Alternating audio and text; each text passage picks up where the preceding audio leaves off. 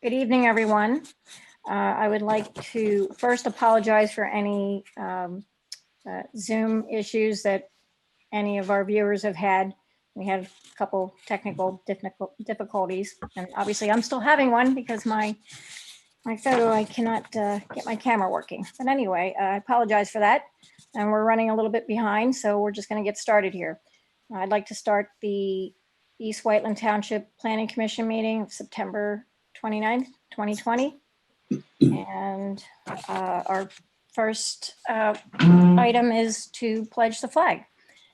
And I think we can all see Tim's flag, and hopefully our viewers can see flag on their screen.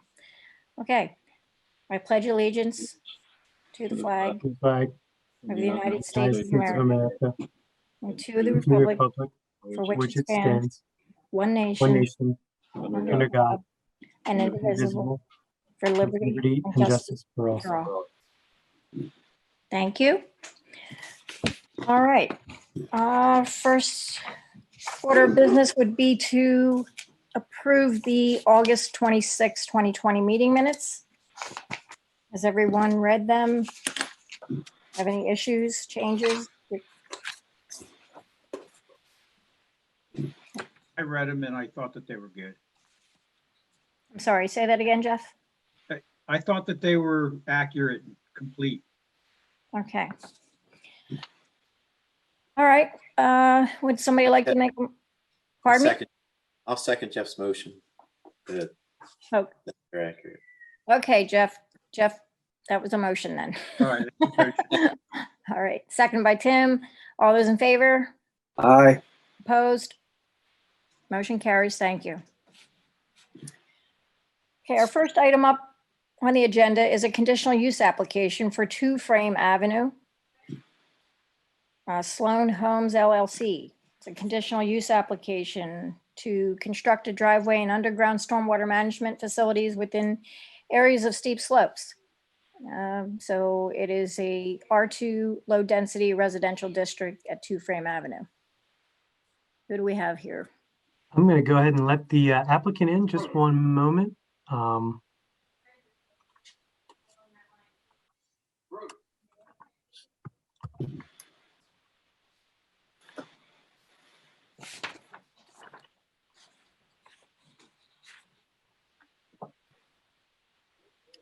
we'll give them just a moment to get situated, let their devices adjust, and we'll go from there. Thank you.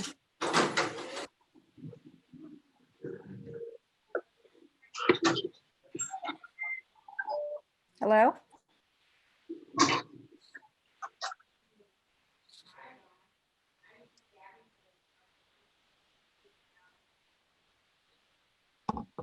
Okay, so we've got Matt McEwen, who's the attorney for the applicant, and Justin Brewer, who's the engineer for the applicant. Matt, Deb already kicked off, sort of introduced the agenda item. So with that, I guess we could turn it over to you to present your conditional use application. Great, thanks, Zach. Good evening, everyone. Good evening. As Zach said, my name is Matt McEwen from the law firm of McElroy Harvey in Westchester. With me tonight is Justin Brewer from DL Howe & Associates. And we're here on behalf of my client, Sloan Homes LLC, which is the equitable owner of a property located at 2 Frame Avenue in the township's R2 zoning district. With the commission's permission, I'll just briefly describe the relief sought, and then Justin and I are happy to answer any questions you may have. Okay, thank you. Okay. Sloan Homes LLC is requesting a conditional use approval pursuant to section 200-57F, subsection 3 and 4 of the zoning ordinance to install a driveway and stormwater management features within a steep slope area on the property at 2 Frame Avenue. My client is planning to erect a single-family dwelling on the property, which is a permitted use. The dwelling itself will not need any conditional use or other zoning approval. It is not in a steep slope area. The conditional use approval is strictly for the driveway and stormwater features.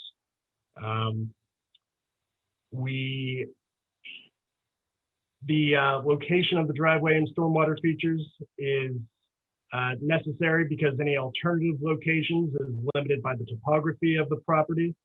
We don't expect there to be any kind of adverse effects on neighboring properties. The stormwater features, just because they're, by the nature of what they are self-mitigating in terms of stormwater. And of course, they're also there to offset any impervious surface added by the driveway. We submitted a packet with our application to township containing the application form, a narrative for me in sort of the application, a steep slope narrative compiled by Mr. Brewer, the conditional use plan by Mr. Brewer, and equitable proof of ownership on behalf of Sloan Homes LLC of the property. And with that, I am happy to field any questions, and I'll probably throw any technical questions over to Mr. Brewer. Hey, everyone, I apologize for the technical difficulties. We've had some internet connectivity issues in the area. It's affecting the live stream. Basically, what we've done since the live stream cut out the last time was just try to coordinate and make sure that we're keeping up with the public comment. We've had some questions whether we are having technical difficulties, which we were. We've coordinated with our video team. I believe we're back up and running now. So we're going to restart the meeting sort of from where we left off with the Bishop Tube application. If the public would like to continue to send comments relative to this or other agenda items, please do so. If you continue to have connectivity issues, please also let us know. We'll try to keep up with that as best as we can. And with that, I'll turn it over to Deb to reintroduce this agenda item and then kick it over to the applicant. All right, thanks, Zach. Okay, let's just, so let me just repeat the agenda item. It is a development application for Bishop Tube redevelopment. It is Constitution Drive Partners LP.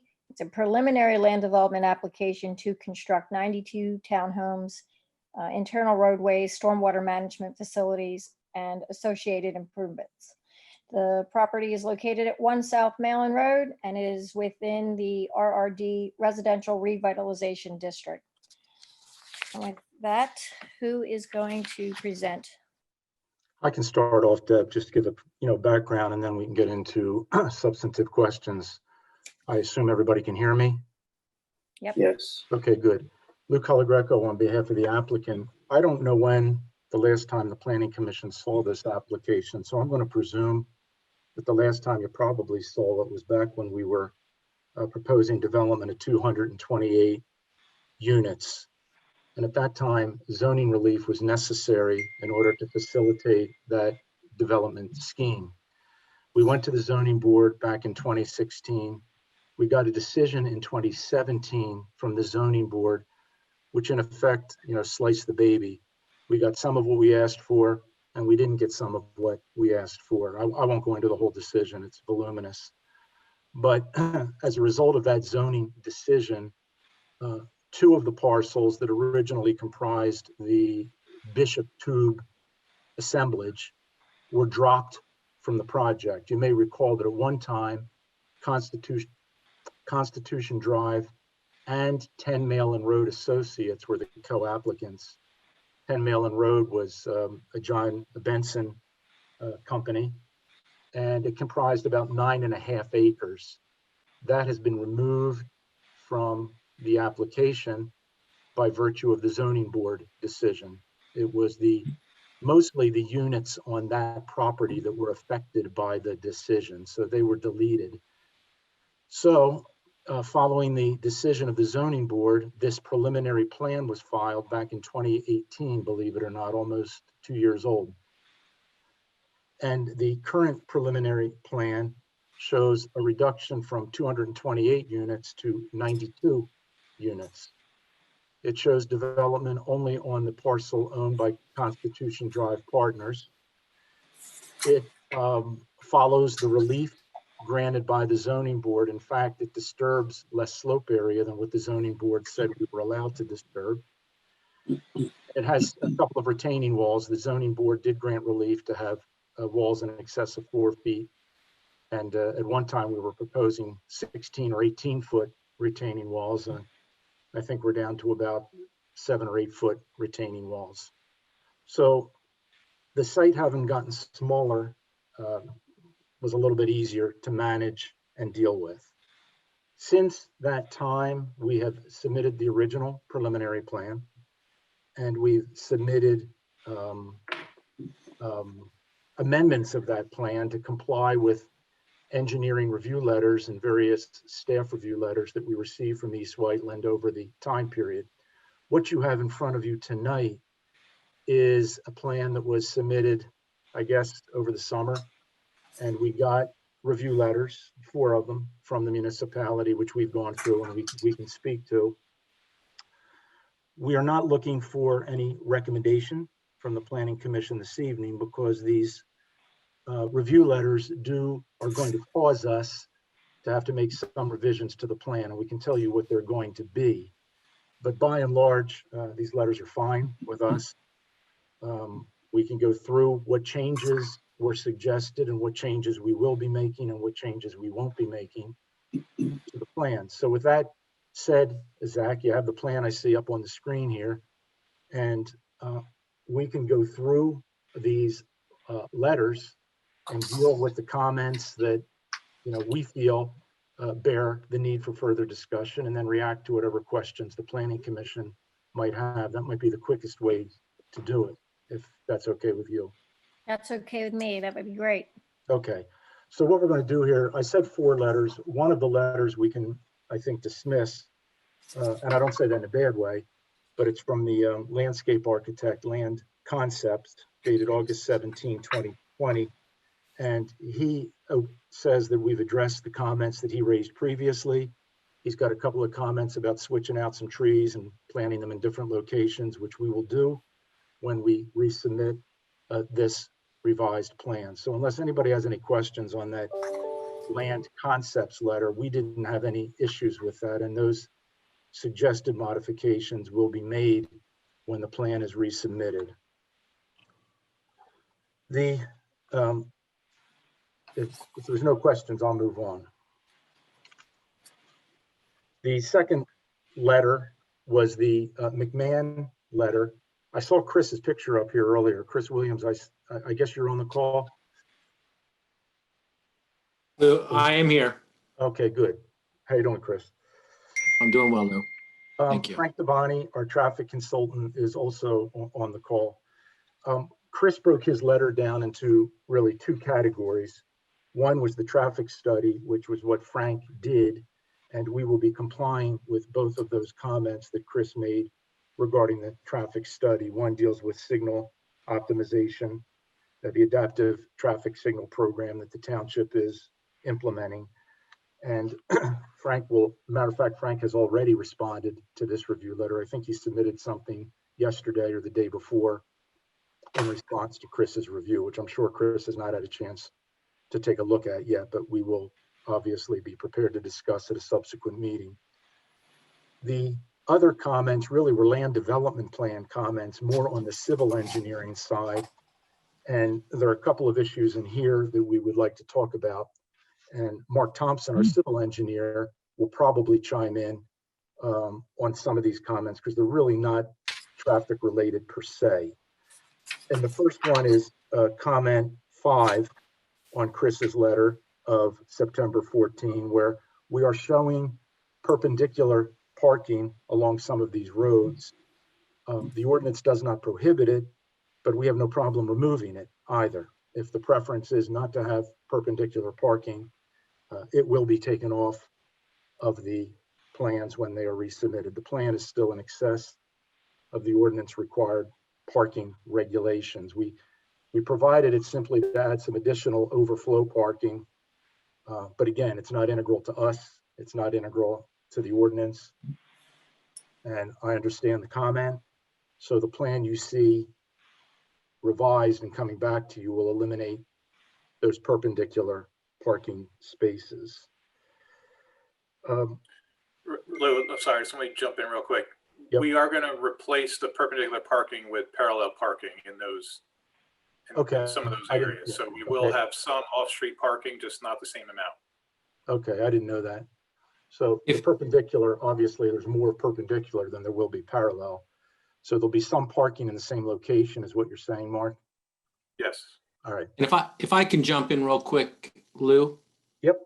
So just to provide a little bit of background. So typically you don't see, and well, let me refresh my memory. Are these roads proposed to be public or private? Private, I believe. Private, Yeah, yes. private. Right. So I will offer that as a private road, it probably gives you more sort of flexibility. But traditionally, you do not see perpendicular parking on roads. It's more typical within a shopping center, if you will. But on, the public doesn't know if these roads are public or private. To the public, these are roads. And perpendicular parking located next to homes with driveways can create sort of an impediment to pedestrian activity, can create an impediment to, sight distance issues for traffic backing in and out of a parking space. So, we don't typically like to see perpendicular parking along roads. It's a little different if it's within a shopping center parking lot where the motoring public is expecting it. So it's more of a preferential comment, and in our perspective, it's better designed to not have perpendicular parking. But I do think the Planning Commission has to weigh that comment against what they view as a need for overflow parking.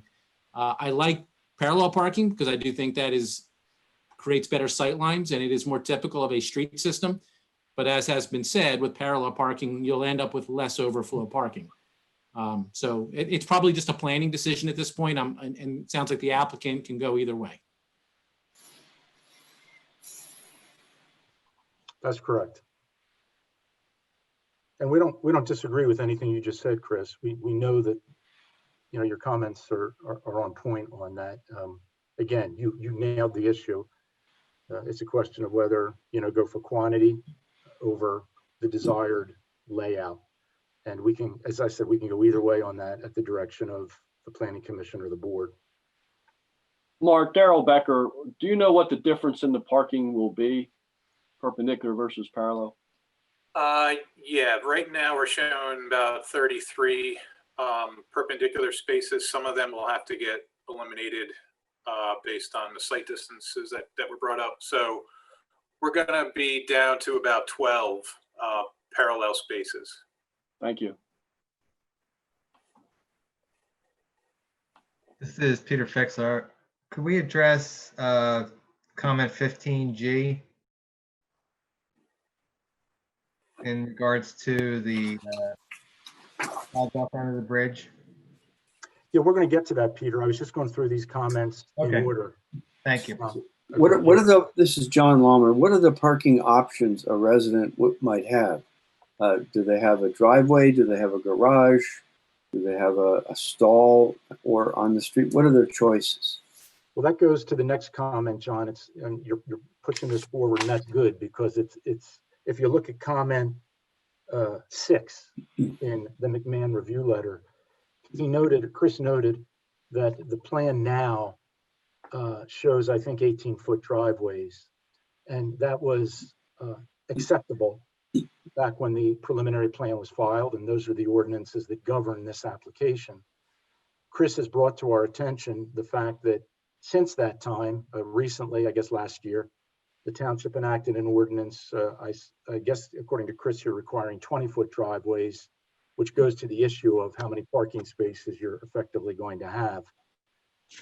We can probably go to 20-foot driveways. That's one of the changes that we're looking closely at. Mm-hmm. So if we do that, Mark, I'll let you answer the rest of the question. Assume you got a parking place there in the driveway. If it goes to 20 feet, I think John's question is how many places do these units effectively have? Yeah, I mean, effectively we're showing them as 2-car garages with a 2-car driveway. So technically each unit has 4 off-street parking spaces, at their unit. And that figures into my thinking, at least. I'm envisioning this context. If you have a couple cars in the garage and one in the driveway, and you have to back the driveway one out to do some moving around. Mom's got to go somewhere, right? In that context, having parallel parked cars versus, straight in, I can see a problem with people hurrying to back out and being sort of blocked off by the other parked cars. In total context, I think parallel would be better. But aren't the perpendicular parking spots away from the units as shown on the plan? Are they? Okay. So then why would that interfere with anybody backing out? Well, then you're right, Tim. It wouldn't. Yeah, Lou and Mark, I think the longer driveways will make a big difference. What we've seen in East Whiteland and other townhouse communities and other municipalities is that if the driveway is too short, the cars hang over into the street. And so if there's not overflow parking or garage or driveways that are adequate to actually, fit a car, the storage in the garage, conflicts with where they can actually put them. So if it creates, it's kind of a ripple effect. So I do think that if you're able to extend the driveways, that would make a big difference on what would seem like a minor plan adjustment. Yeah, that's one of the things that we're taking a close look at. I don't want to overpromise and underdeliver here, but I think, and Mark, I'm not putting words in your mouth, but a cursory look at this plan over the last week or so on that issue, I think we probably can provide the 20-foot driveways for each one of the units. And not only that, you'll see another one of Chris's comments down here on paragraph 8. Well, it's not. Yeah, paragraph 8 has 2 comments, and one we can comply with, one we can't, because the site really starts getting squeezed from an engineering perspective. This plan, as shown, shows sidewalks on one side of the street, which again, back when the plan was submitted, that was perfectly permissible in East Whiteland. Chris makes note of the fact that this new ordinance apparently requires sidewalks on both sides of the street. We think we can do that as well. And we're going to look at that. We've done some rough sketches, so we think we can get the 20 feet, and we think we can get the sidewalk on both sides of the street. We cannot provide a 4-foot verge, which to me is a fancy way of saying a 4-foot grass strip along the sidewalk. That just kills all of the engineering that's been done to date. And that was not a requirement back when the plans were prepared. So, 2 out of the 3 comments, I think 2 of the important comments we can comply with. I'm not sure how important a 4-foot verge is for the project, but suffice it to say, we can't do it. So that's one area that we won't be providing, or that's one accommodation we won't be providing. So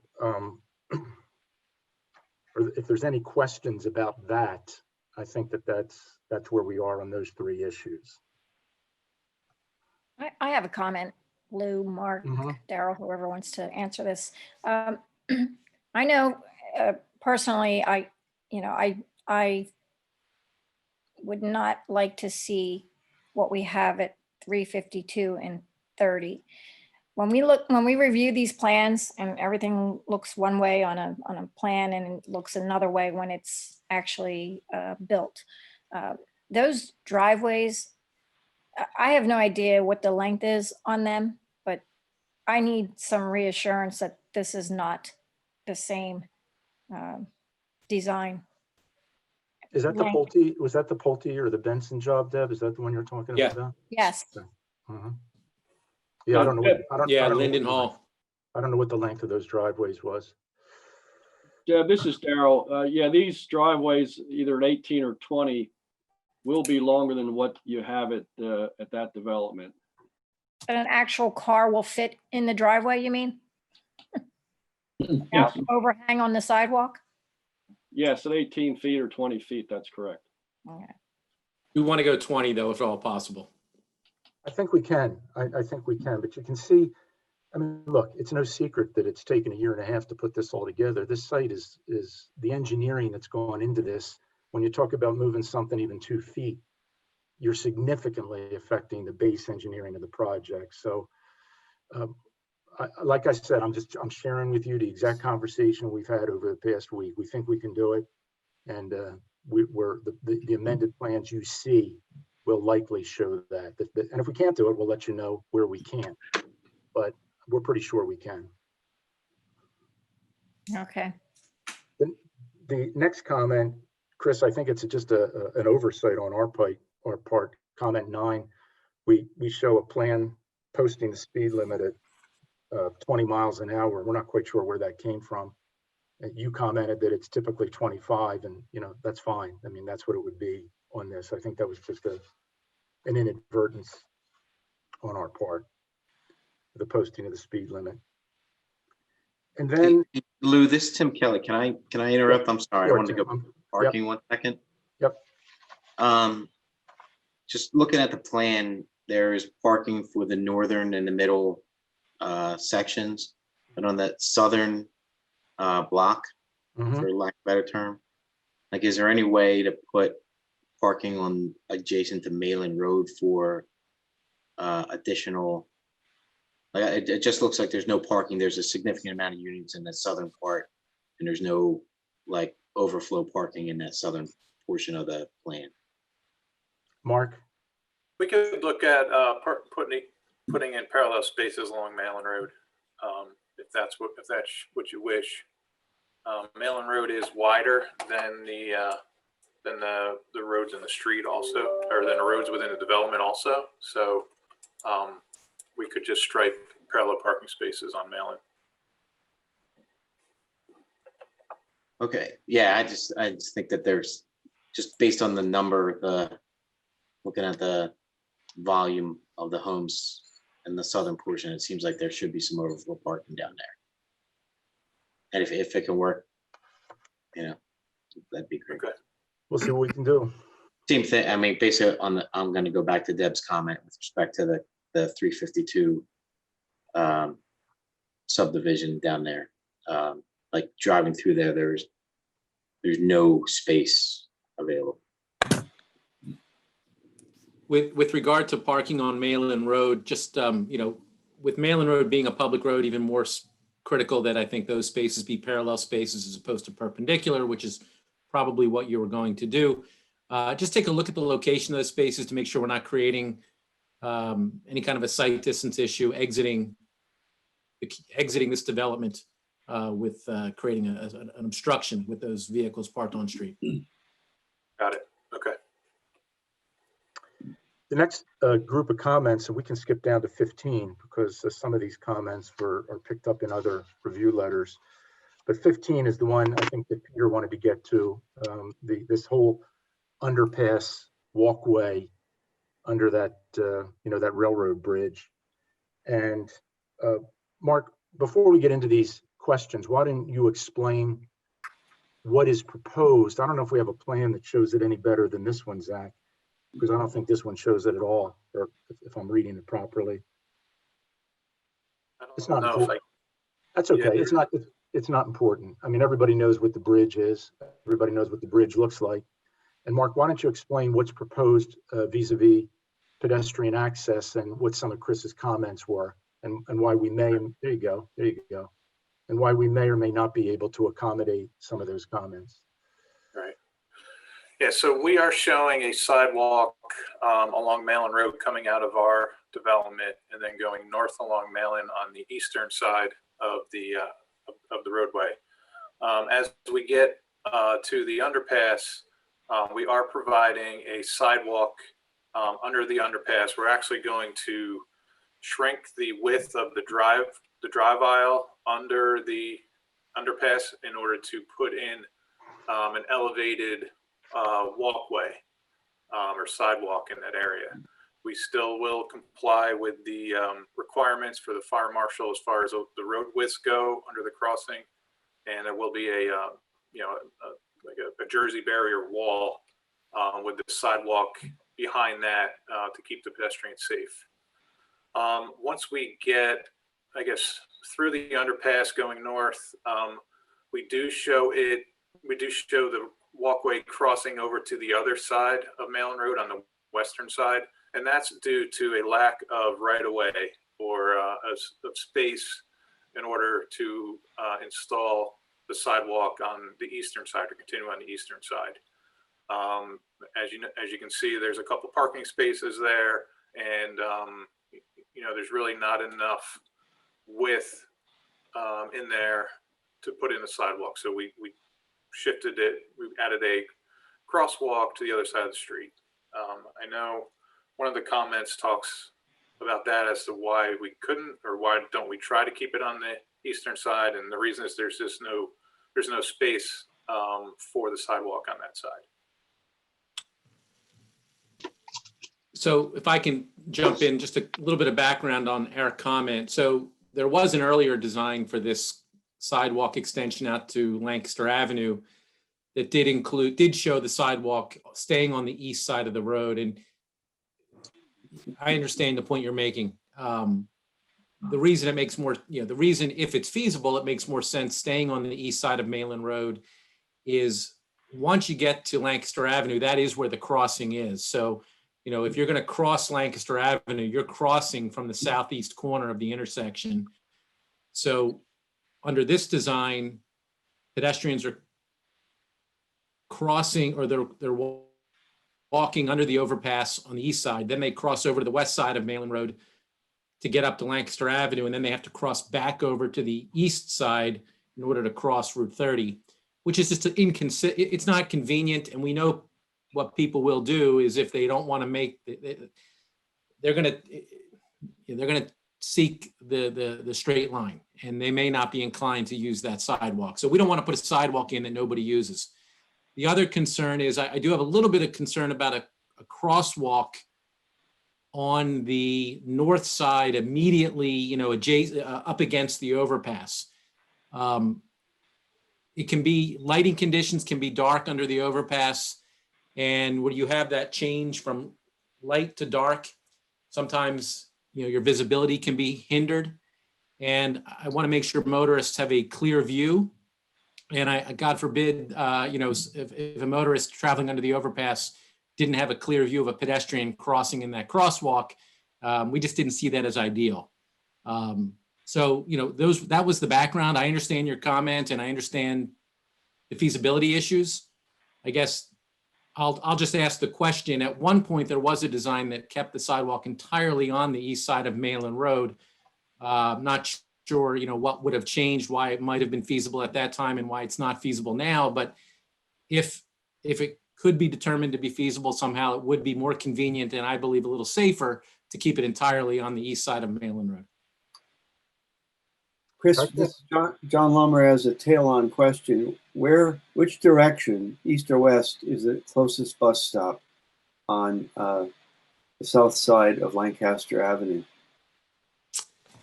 John, that's a good question. I don't know offhand. I'll try to look while we're talking. I think the destination is part of this analysis, and it's either to go over to the shopping center and do whatever, or it's to get to the bus stop. And so we need that answer, I think, before we decide which the path of least resistance really ought to be. Well, I can't, your first question's a good one, Chris. All I can assume is we didn't have accurate survey back when that first plan was put together. Mark, Chris is correct in his recollection, I think, of where that sidewalk was originally shown. What caused us to shift it over? I know what caused us to do it, but I guess originally we thought that there was sufficient right of way there to put this in. Yeah, I guess that is possible. I don't exactly know the reason. I mean, one thing that we could look at doing is, I'll say, keeping if the concern is sight coming out of or through the bridge or underpass, one thing we could look at is extending the sidewalk on the western side, basically down to our drive entrance, and then crossing it over to our development that way. That'll be easier and provide the proper sight distances for the pedestrian crossing. If he wants to look at that, we can certainly look into that. If I may comment on that, wouldn't that be awful for the tenants of the condos to have to cross those driveways where the trucks are pulling in and out of consistently all day and night? We could do it on the, I guess on the northern side of the driveway, but yeah, I mean, there would be traffic there, yes, from the gas terminal. Go ahead, Todd. Or Lou, sorry. I was just going to say the comments, you know, they're all common sense comments, and we don't disagree. If we had our druthers, you know, it'd probably be easier for us too, just to put it down the easterly side of Malin Road and call it a day. But when we laid that out and we saw the damage it did to that parking for that lot that butts right up against it, you know, he's going to lose those parking spaces, and there's no way that he's going to give right of way for a sidewalk in that location. So we dealt with what we legally have. And I guess our goal now is to make the best of that situation. All the comments are good comments. And Chris, you're right. If you had your wish list and this were greenfield development, we'd put that sidewalk right down the east side and call it a day. But I do not know how to get from A to B in that scenario. And Lou, this is Tim. You may have just answered this question by talking about the parking spaces, but I may have missed it. But if you made the road crossing from Road A over to the west side, can you not continue that sidewalk all the way out on the west side, all the way down through, make it contiguous? Yeah, I think that's what Mark was just saying. I think we can put it on the west side. There's Mark, correct me if I'm wrong, but there's plenty of right of way on the west side, correct? Down past the first driveway, there's probably where I'm looking. Directly across from our Road A driveway, it gets tight as far as right of way goes. So we'd be looking to cross closer on the northern side of that driveway on the left side or on the western side. Is that the Friends Fiduciary Group, or that there's another driveway further? There's another driveway to the north of that. Yeah. Yeah. That's what I was thinking, if you did on the south side of A. But I see what you're saying.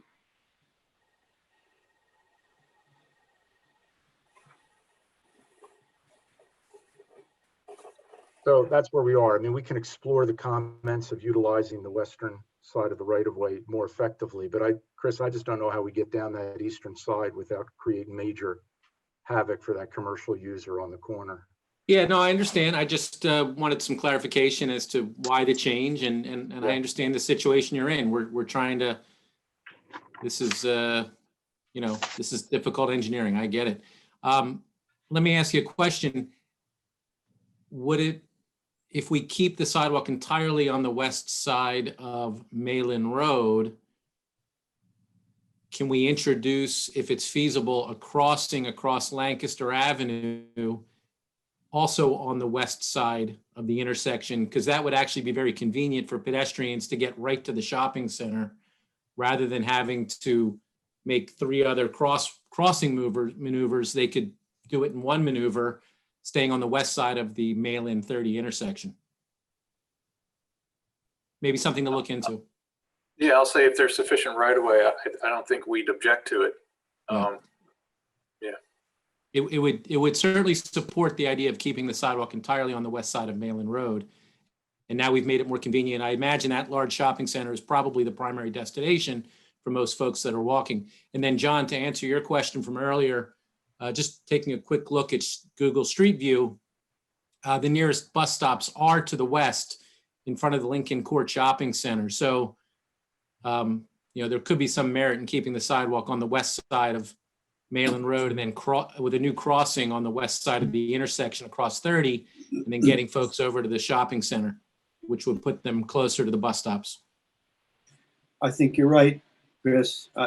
As I was looking at it now, I'm thinking there's a bus stop right in front of that coffee shop there, Dunkin' Donuts, I think,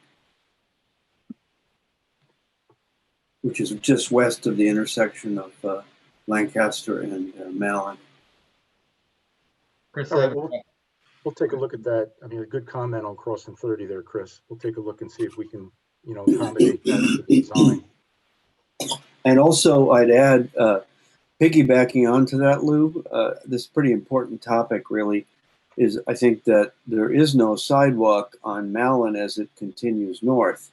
on the east side of Malin, but there is pedestrian access on the west side of Malin over toward the shopping center. People even can, if they have to, they can walk in the grass there safely, but they can't on the east side. There's that, you know, the oil terminal there and a stormwater conveyance and so on. We'll certainly take a look at it. I have a follow-up question to 15 for Chris. This is Peter speaking. Yes. Chris, how wide is Malin Road under the overpass currently? Probably 24, 25 feet, but I'll ask Mark to verify that. I don't have that information in front of me. So then with the sidewalk, it would go down to 20 feet or less with the Jersey barrier? It'll be, well, go ahead, Mark. I'm sorry. It will be 20 feet with the Jersey barrier. So, correct.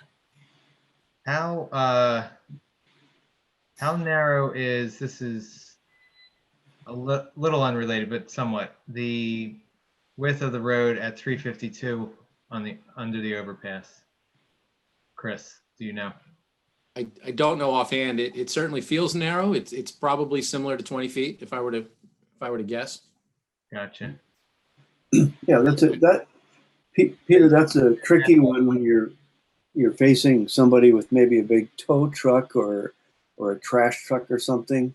But, you know, people just have to deal with that. Certainly way more traffic over on 352. Yeah, 20 feet with, you know, providing the sidewalk provides certainly a needed pedestrian connection. We know people that live here are going to walk to the shopping center and to the bus stop. I mean, they're going to walk no matter what, whether we provide the sidewalk or not. So I think from a planning perspective, it's good planning to provide the sidewalk connection. Mm-hmm. But it does result in a narrower road under the overpass, but 20 feet is sufficient for two lanes of traffic. Right. It's not a high volume roadway. I bring the point up because it's a terminal for tanker trucks to fill up 24/7, and there's always big rigs coming in and out, and it's a difficult. Nobody wants to go under there at the same time as a big rig, nor do the big rigs want to go under there when someone else is coming. They want to stay to as close to the center as possible because they're afraid of clipping their very expensive trucks and cargo. Yeah, I agree, Peter. And we did put a comment in our letter suggesting that in the northbound direction, we recommending some signage that for trucks or large vehicles that they would yield to oncoming traffic so as not try to avoid a situation where you've got a truck passing under that overpass at the same time as another vehicle. But I think passenger vehicles are going to be fine. I understand that, but as it stands, there's a lot of truck traffic coming out in and out of there. Agreed. And we would hope that in those situations that a large truck would yield and wait, which is what you see under narrow or bridge conditions anyway. They'll typically wait and yield until it's clear before they continue under the underpass, excuse me. Chris, do we know the distance from the overpass to the light at Route 30? It's about 200 feet, Deb. 200? Yes. Okay. Thank you. John speaking again. Having grown up in a real industrial area as a kid, I remember where you had residential and commercial trucks intersecting under those arched bridges like that, railroad bridges. Typically, there would be those big convex mirrors to make sure that the drivers could see if anybody was coming from an intersecting road. And I have no idea whether that's appropriate here, but let's think about it.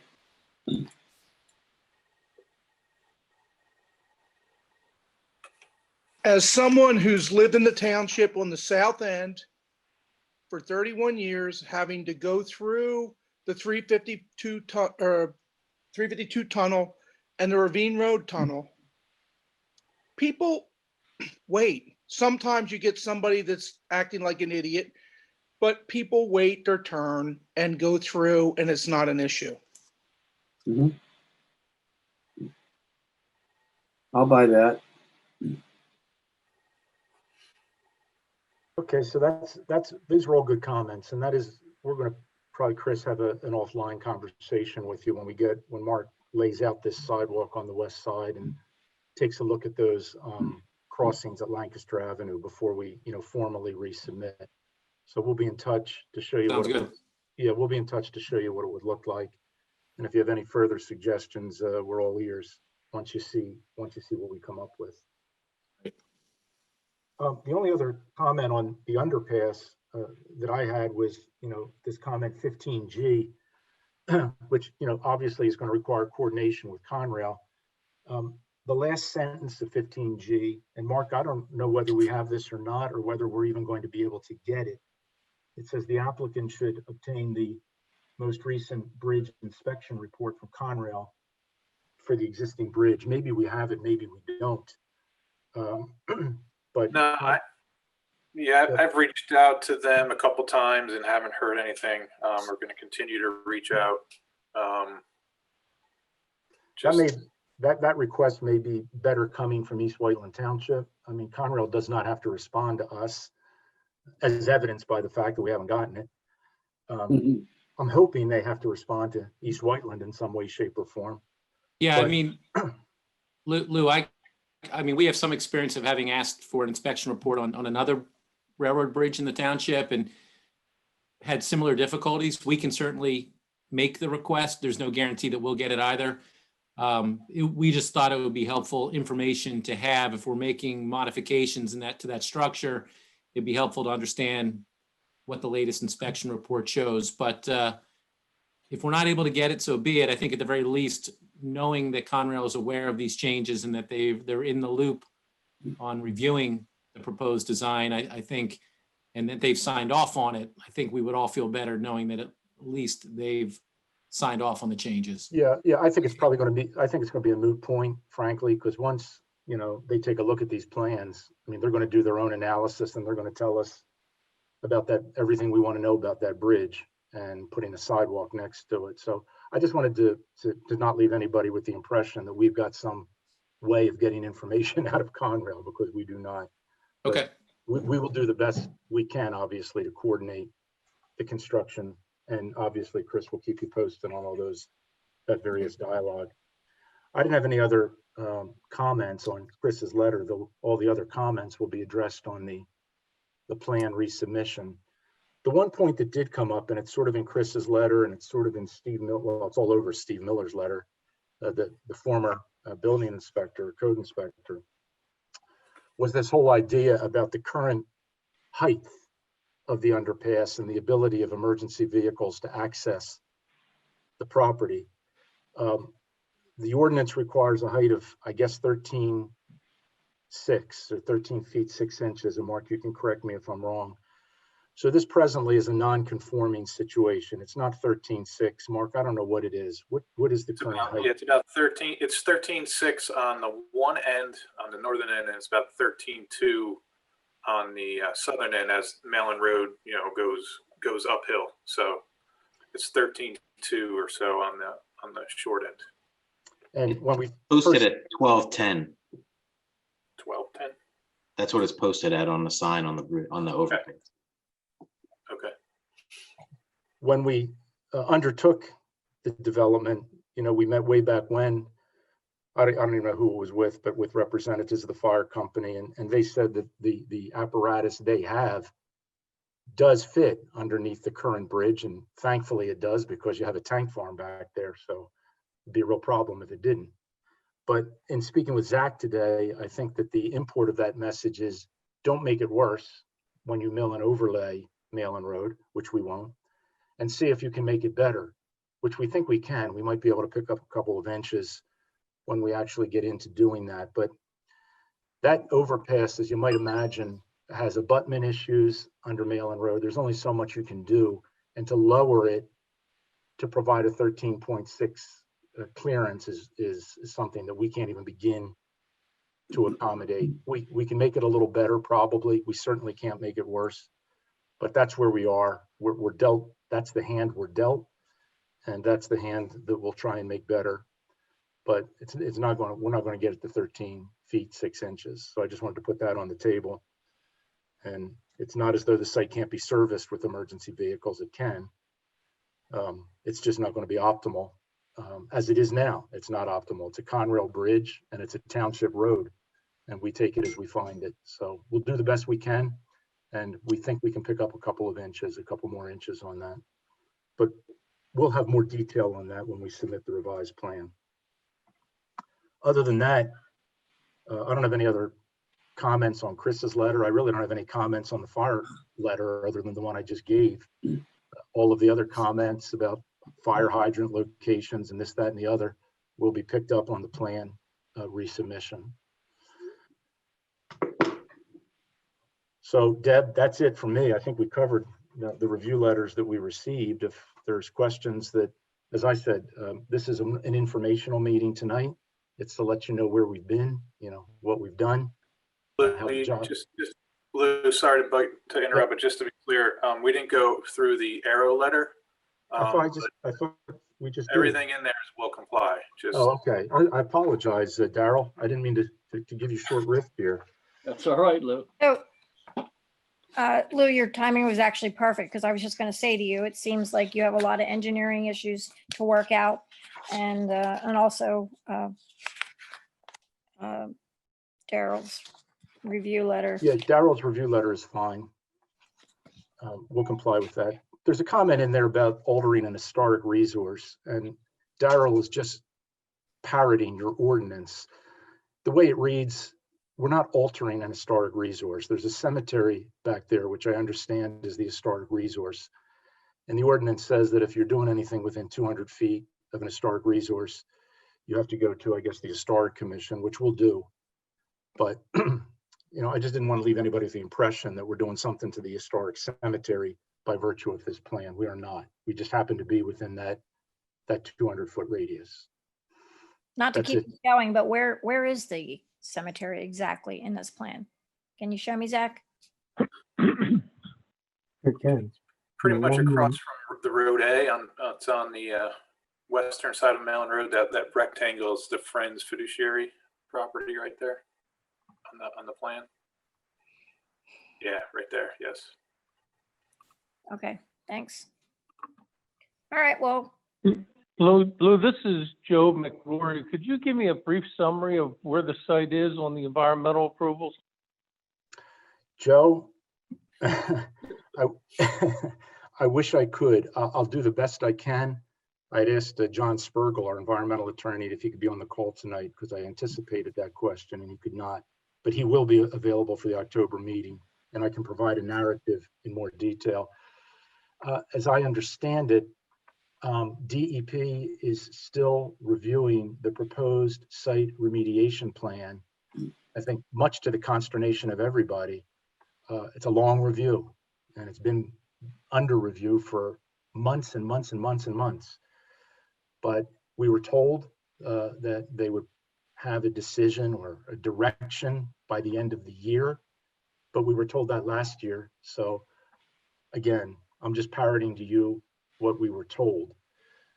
There's litigation in the federal court, which according to Jonathan is unrelated to this. It's a lawsuit that DEP has brought against a number of parties regarding who's going to pay for this cleanup and who's actually responsible for the cleanup and who's responsible to reimburse DEP for the time and money it has involved in it. So that's winding its way through the federal court system. But as of now, unfortunately, I have nothing more to report than what we did over the past year. I mean, we don't have clear direction from DEP.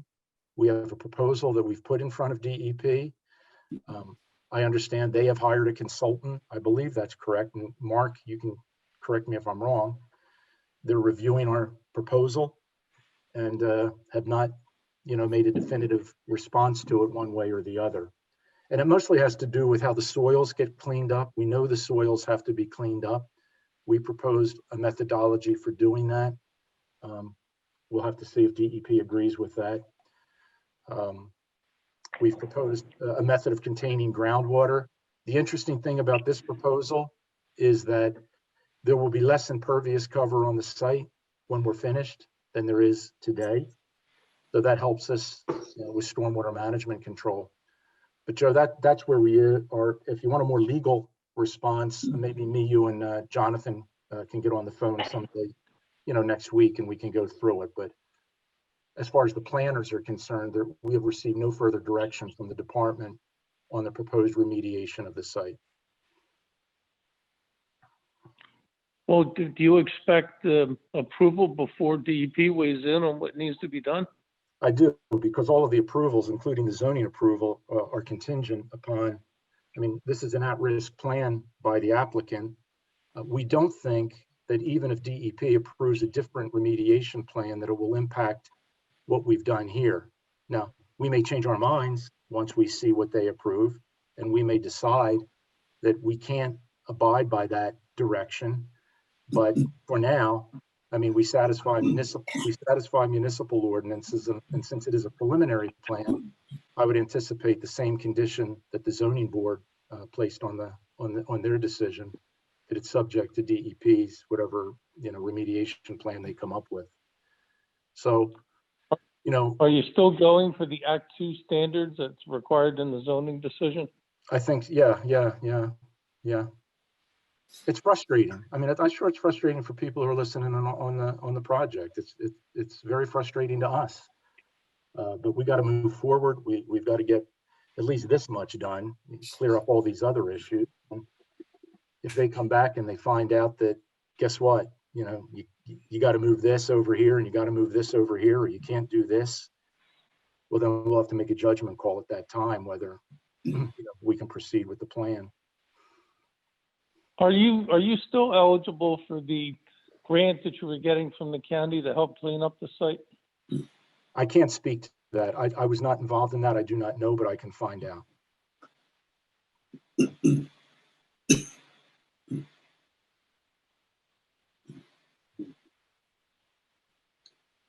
Well, John Lomer here. This is an interesting progression overall through time and space and engineering. But given the context, the much larger context of a great deal more development in the township, much of which is apartment and townhome based now instead of single family, ranch homes or whatever. I think that the transportation aspects are really key. And I hope the focus is on getting pedestrian egress worked out as best possible. To me, that's where the nexus is here. As well as, what was that? I agree with you, John. And I think the environmental, I used to be a remediation engineer a long time ago, folks. I jokingly now refer to it as environmental archaeology.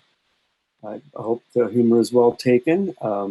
It's been 40 or 50 years since it was contaminated, probably at its peak. And I think we need to move on to the current issues that are present now and will face us in the future. So I'm emphasizing that.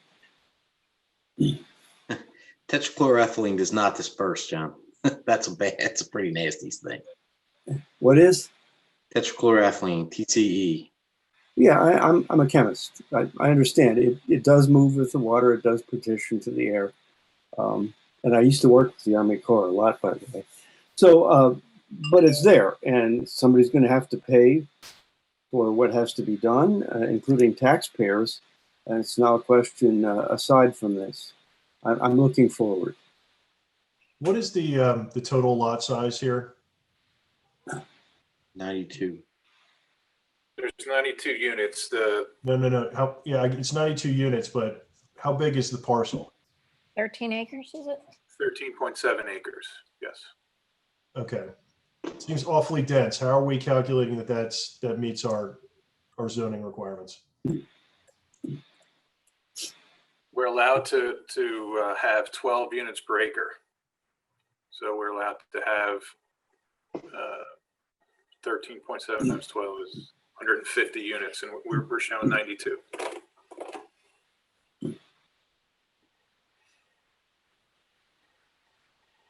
It's interesting when you read the zoning board decision. The zoning board was under the impression, I think, that their decision would still leave the site with 180 units.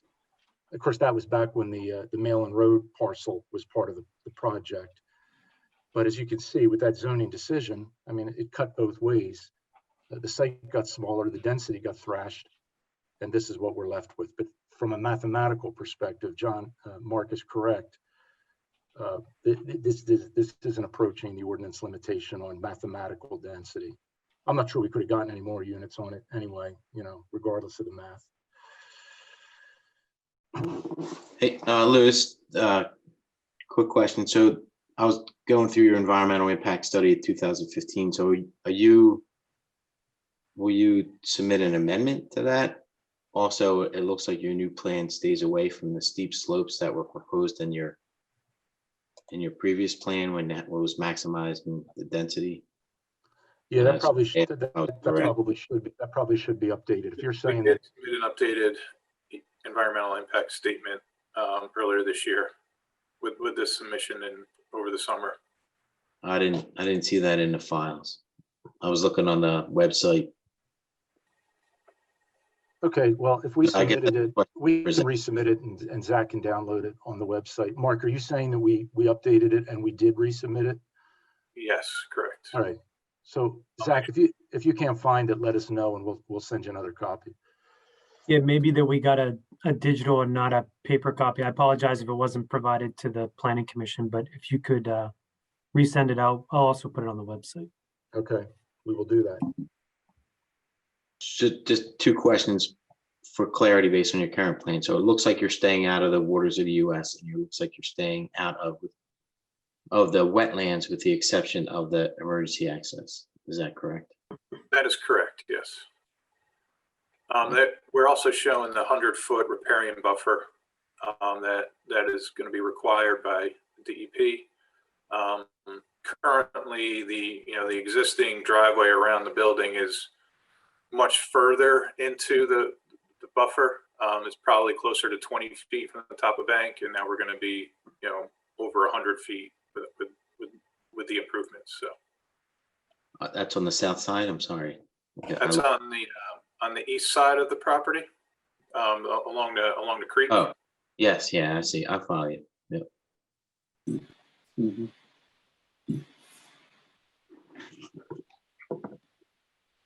Lou, this is Peter, not to belabor an old point, but the deed will still state that the emergency access will always remain that. That's correct. Yes. We were required in some prior approval, probably the zoning board, somebody, that had to be deed restricted to only emergency access, and it will be deed restricted. Mhm.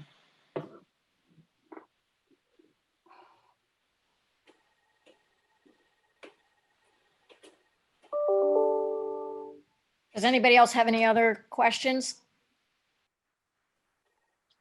When will we see this again? That's an interesting question. I mean, given the history of this project, we had hoped you'd see it in October, but realistically, with just changing these sidewalks and these driveways, you'll probably see it in November. It's going to take us a few weeks to make these changes. It's going to take the township's consultants a few weeks to review them. And I don't think anything would be gained at the October meeting. Right, and I think the general public and specific interested neighbors would most benefit from seeing the revised plan, not from seeing this as much. So I don't know if you've set a November hearing or meeting date yet, you know, because your Wednesday meeting falls on Thanksgiving Eve. But that would be, we'll shoot for November, I think, for our next. Okay. At that time, hopefully the plans will be in a position to request a recommendation to the supervisors. Right. Okay. Any other questions? Thank you very much. Deb, I can, at this time, we probably need to run through the public comment. We've received a number. So what I'll do here is, so we've got a public comment email line. I'm going to do my best to try to run through these. Some are comments, some are also questions. So if we're able to kind of address them, or if they haven't already been addressed, we'll kind of go one by one here. So just bear with me. Okay. Received an email from Larry Stauffer. Larry Stauffer, maybe it's the pronunciation, I apologize. Please explain how you can consider a land development plan on a contaminated site that is still in the hands of DEP for cleanup action. Thank you, Larry Stauffer. Well, we addressed that earlier. I mean, every plan that this township has approved since I've been practicing law for 36 years has been contingent on third-party permits and approvals. It's not a final plan, it's a preliminary plan. So, as we said earlier, every agency has its own jurisdiction of what to review. East Whiteland has its jurisdiction, DEP has its jurisdiction, and that's the way we're proceeding. Instead of answering each question, why don't we go through all the emails and revert back? Because some may be repetitive. So why don't we just read them all and then have them comment accordingly? Okay. Yeah, that works. If someone just kind of keep tally of points that need to be addressed, I can read them.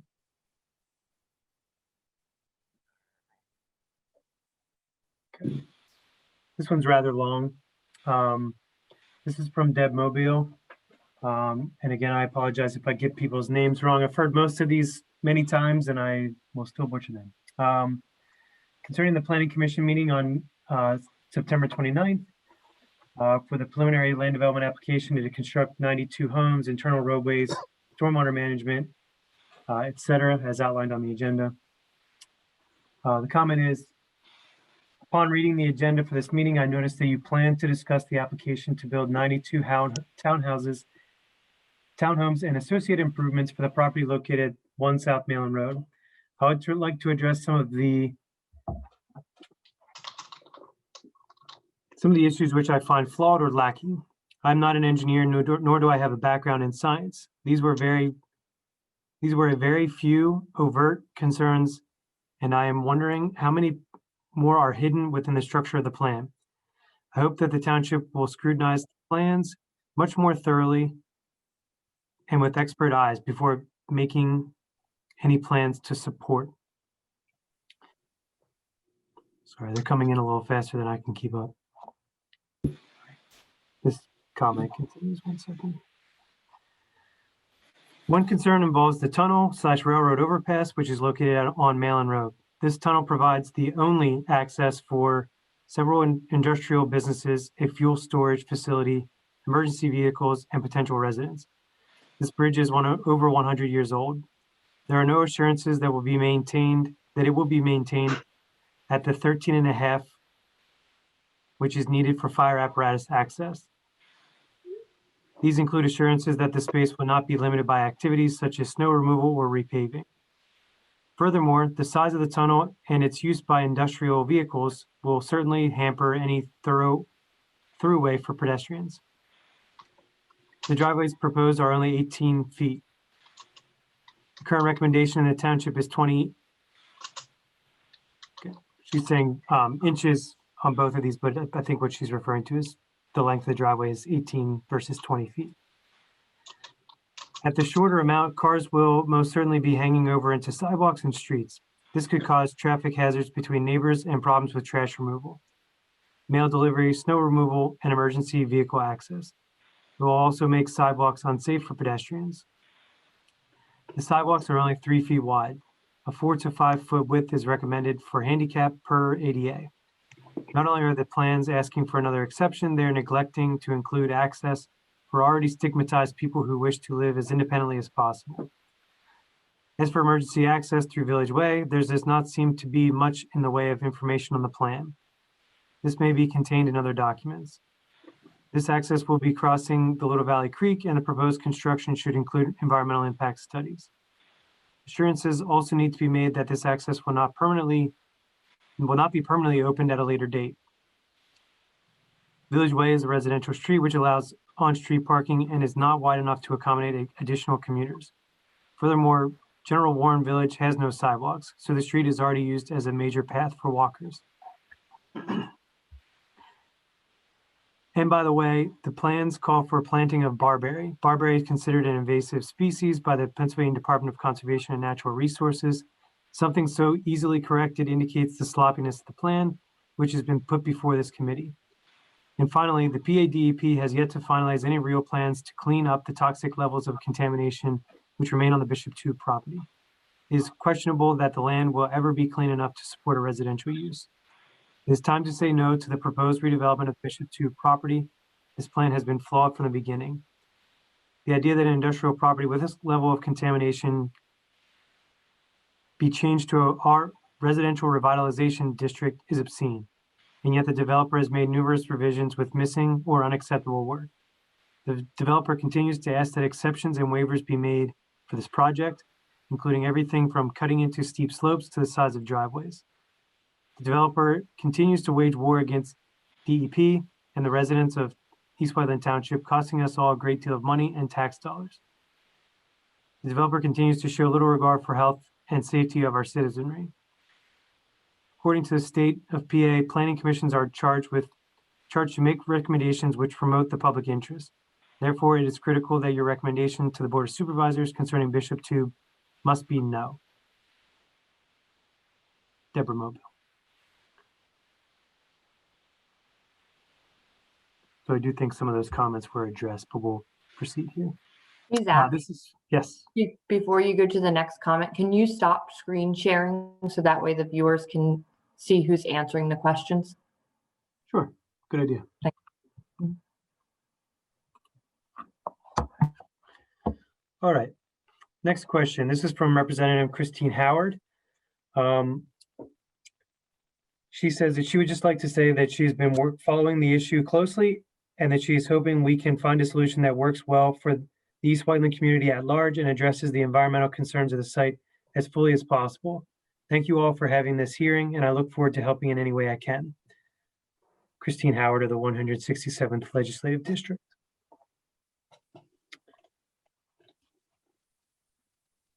This comment is from Larry and Kathleen Stauffer. Many thanks to all who serve on this commission. My question for tonight's meeting, I understand the Bishop 2 land is for sale. Is there transparency to any prospective buyer about the history or nature of the land and the ongoing advocacy for a clean and green Bishop 2?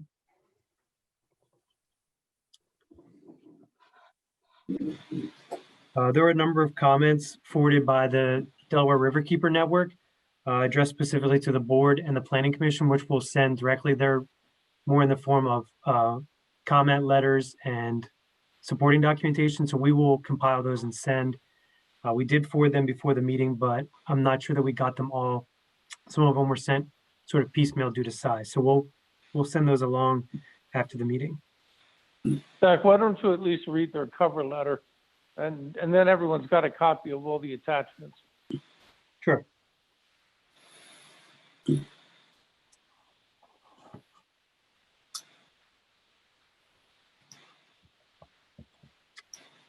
So this letter is to the East Whiteland Township Planning Commission. It's dated September 29th. Dear East Whiteland Planning Commissioners, as you are aware, Constitution Drive partners have submitted a preliminary land development application to construct 92 townhomes on the Bishop 2 site.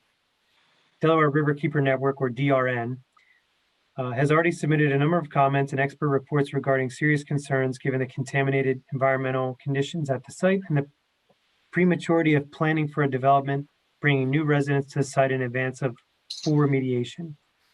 We will resend all of our prior comments as they still remain relevant, notwithstanding any alleged change in the scope of the planned community. So I'm having trouble viewing this letter here. 1 second.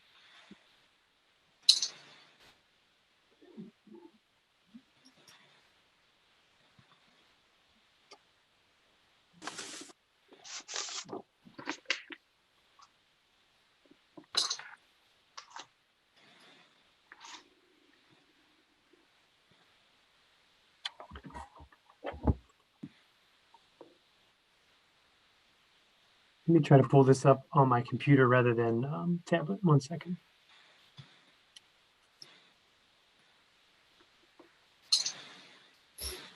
All right, let's try this again. So the letter continues to say, as a heading, the history of site contamination and health harms existing on the site. As you know, the 13.7 acre Bishop Tube site is located in East Whiteland Township.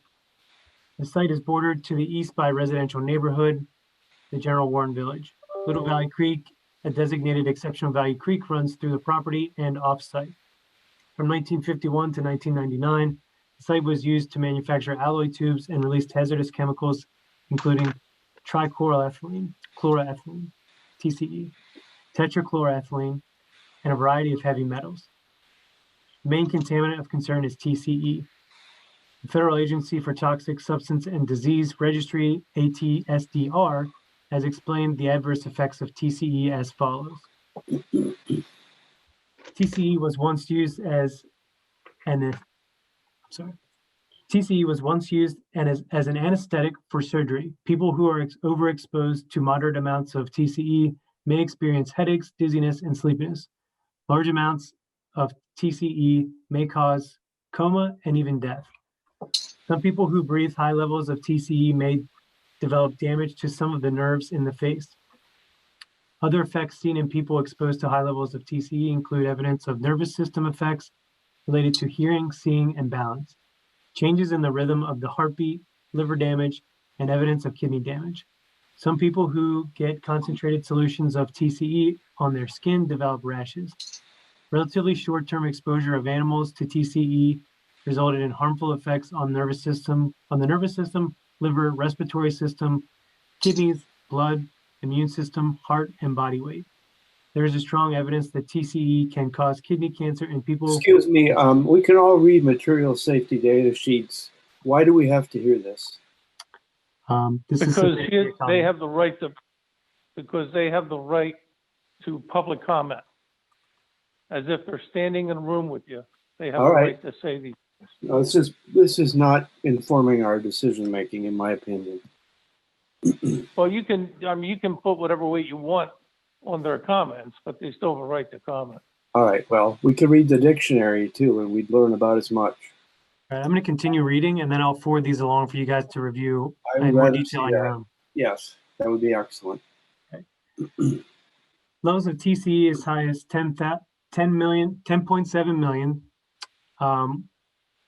And I don't know this unit of measurement, I apologize, were detected in the soil during the previous site investigation. See the Department of Environmental Protection's 2007 Statement of Decision on the need for an interim response. To put this in perspective, the department's statewide human health standard for TCE and the standards is 500 for the soil to groundwater pathway. Thus, the TCE level reported was 20,000 times the Pennsylvania State Health Standard. TCE has also migrated in groundwater plume from the borders of the site with a prediction that it has moved 1.1 kilometers northeast of the site. Notwithstanding the serious and contaminated conditions, the developer of the site resubmitted plans to make a residential development of this on the site, which remains contaminated. 2016, the ATSDR has written to East Whiteland Township as follows.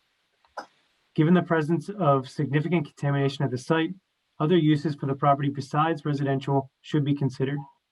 If the site is to be developed for residential uses, the ATSDR recommends implementing a number of steps to protect the future residents from exposure at levels of health concern. It's important to note that even very low levels of TCE, the primary chlorinated solvent contaminant at the site, may be harmful, and great care must be taken to not allow exposure to occur. There's a link to the file. Resubmission, but no cleanup for final remediation plans is a heading. Once again, CDP, Constitution Drive Partners, is requesting to develop on the still contaminated site. As recently as August 5th, 2020, a contractor for the Department of Environmental Protection prepared a final remedial analysis, alternatives analysis, and that's linked here as well. If the analysis identified, this analysis identified 7 volatile organic compounds and 9 metals at concentrations above DEP's residential standards with known exposure pathways and risks. It is extraordinarily premature to even consider a plan for the development of this site for residential purposes. This in advance of a full comprehensive remediation, which includes groundwater contamination issues. In particular, Delaware River Keeper Networks engineer Michelle Adams, in her September 29th, 2020 comment has stated that it is likely that the proposed earthwork and grading will create a condition of increased exposure of contaminants and violate East Whiteland Township's ordinance related to erosion and sedimentation control. This is chapter 159, section 14, control standards. The proposed grading activity, as shown on the plans, will disturb areas of contamination and potentially endanger or damage public or private property and potentially cause damage or personal injury. See attached September 29th, 20 report of Melior Design. And in closing here, although a significant time has passed since Constitution Drive Partners' initial submission of the plans development, there's been no substantive cleanup of the site, and the plans, which merely indicate the presence of contamination to be remediated, in quotations, by someone and at some undisclosed future time, are woefully inadequate. The health, safety, private property, and natural resources would be at risk with the development in advance of full remediation. For this reason, the resubmission should be rejected at every, or at very least determined to be premature for Planning Commission's serious review and consideration. We incorporate all of our prior comments and the most recent comment, September 29th by Melior Design, which we include for your consideration. With regards, Maya K. Van Rossum, the Delaware River Keep. And so there was a number of other attachments, but that is the comment, the cover letter that it was accompanied. All right, thanks, Zach. We'll keep moving with the comments. Yes.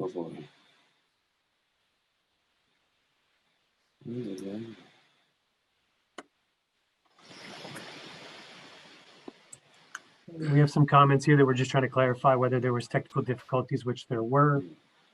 We will try to edit some of the hiccups out post-production, and this will be available for viewing later. Zach, that unit is micrograms per kilogram. Just I didn't want to butcher it. I appreciate you clarifying. Let's see here. Some comments for another agenda item.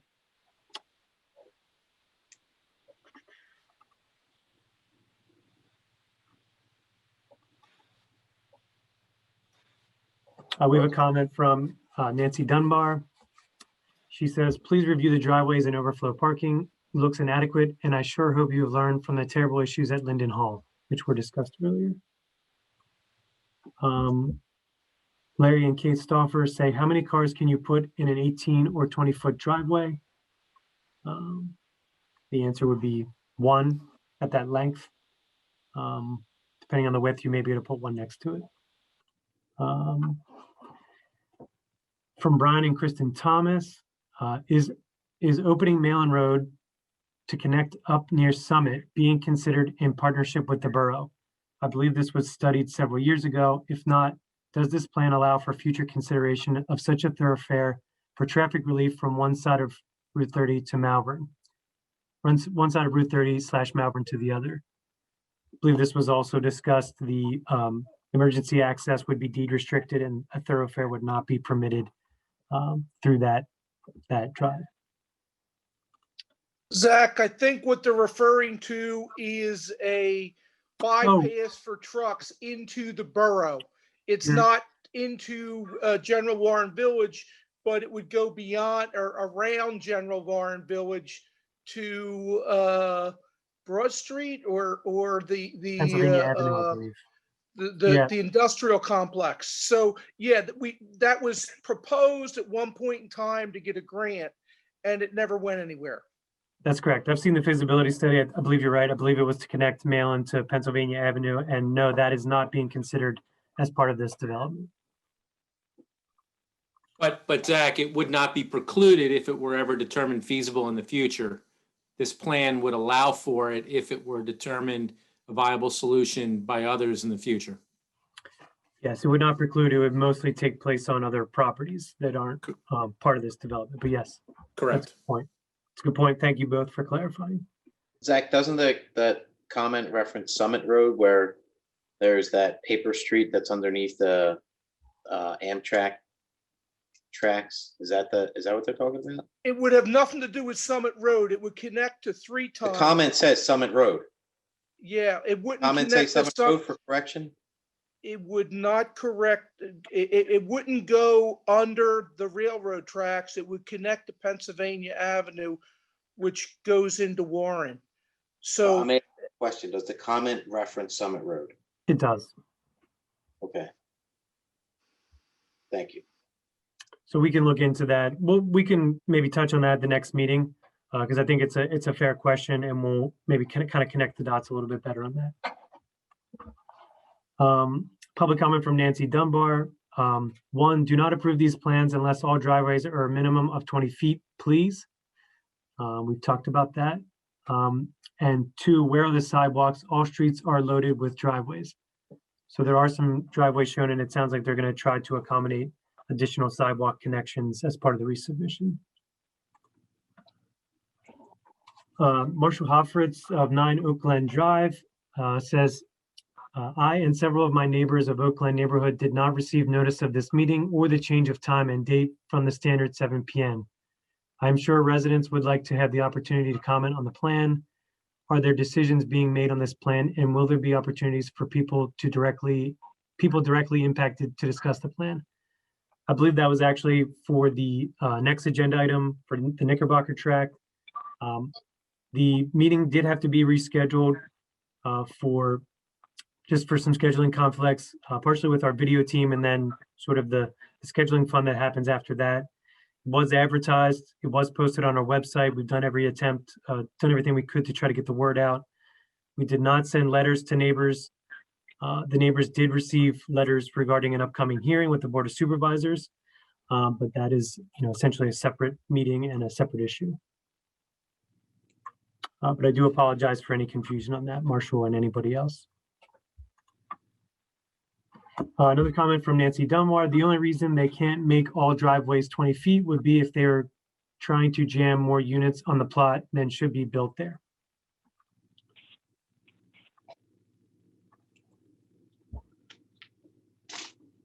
Comment here from Kate Stauffer again. I heard you say that 18 to 20 feet will provide room for 1 car. Most households have 2 cars. What will be in place for that? Less grass means more impervious surface, dumping water/oil into Little Valley Creek.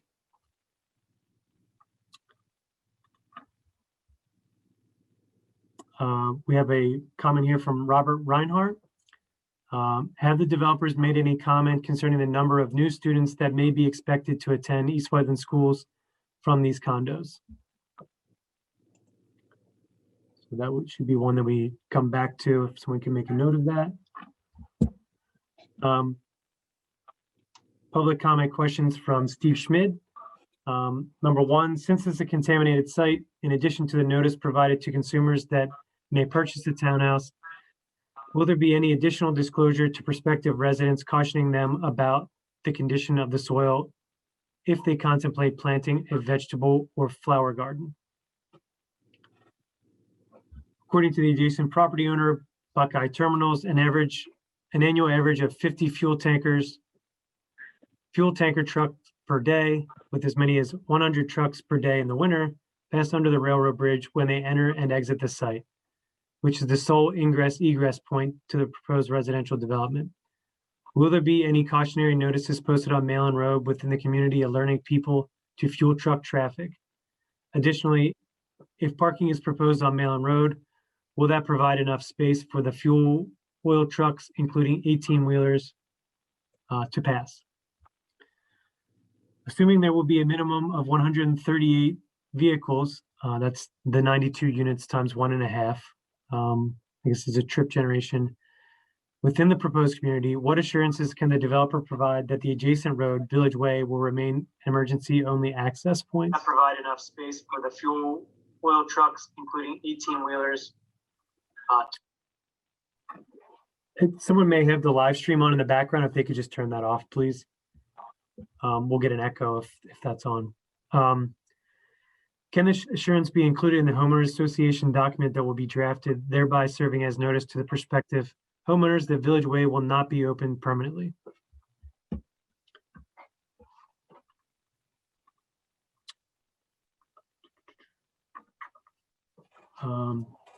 Kate Stauffer says, can you speak to the health of the bridge? It is not in good repair.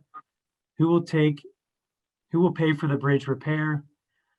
What about busing for school students in competition with oil tankers?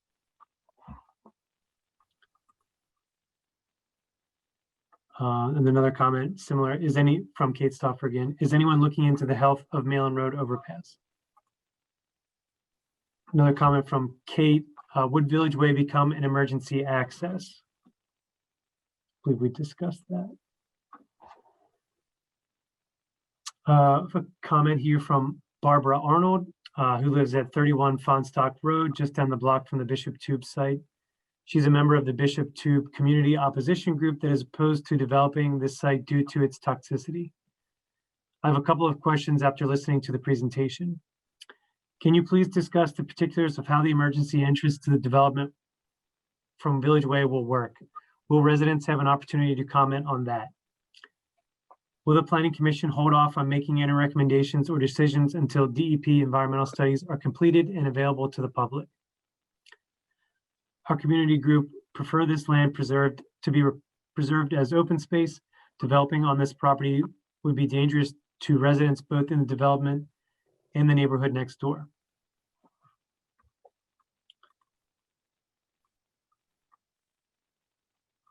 I got a comment from Barbara Ann. I believe we addressed this, so I do apologize. She says it would be nice to show the video of the Planning Commission to see who might be answering the questions. We have a comment from Kim Banks, who lives at 5 Oakland Drive. So this is a comment related to the next application. So I'm going to skip that for now.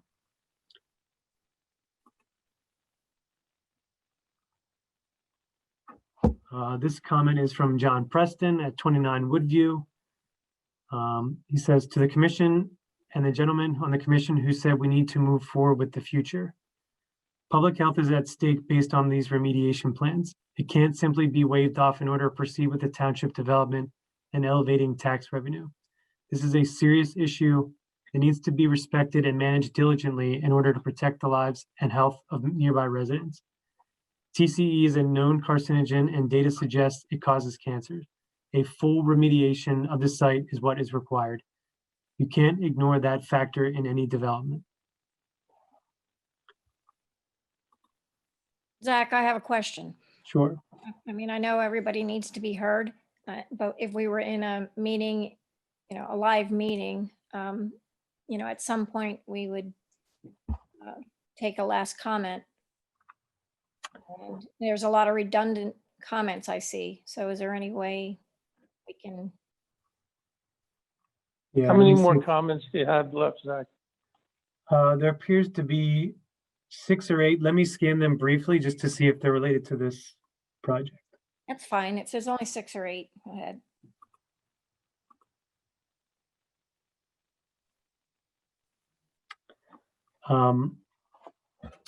This comment is from Kate Stauffer. Says, John, my daughter is a survivor of brain cancer and her friend died of a sarcoma at 16. This TCE info is important and the land development and the land you are talking about is still contaminated. I believe it says, thanks, Zach, for reading the info. You're welcome, Kate.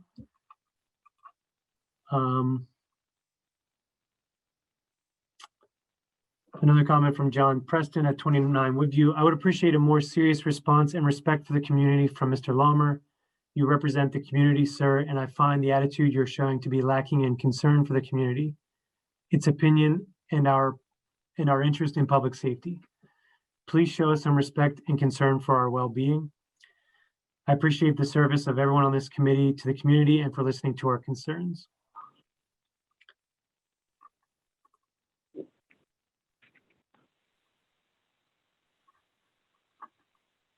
I believe, let's see here, a couple for the Knickerbocker site.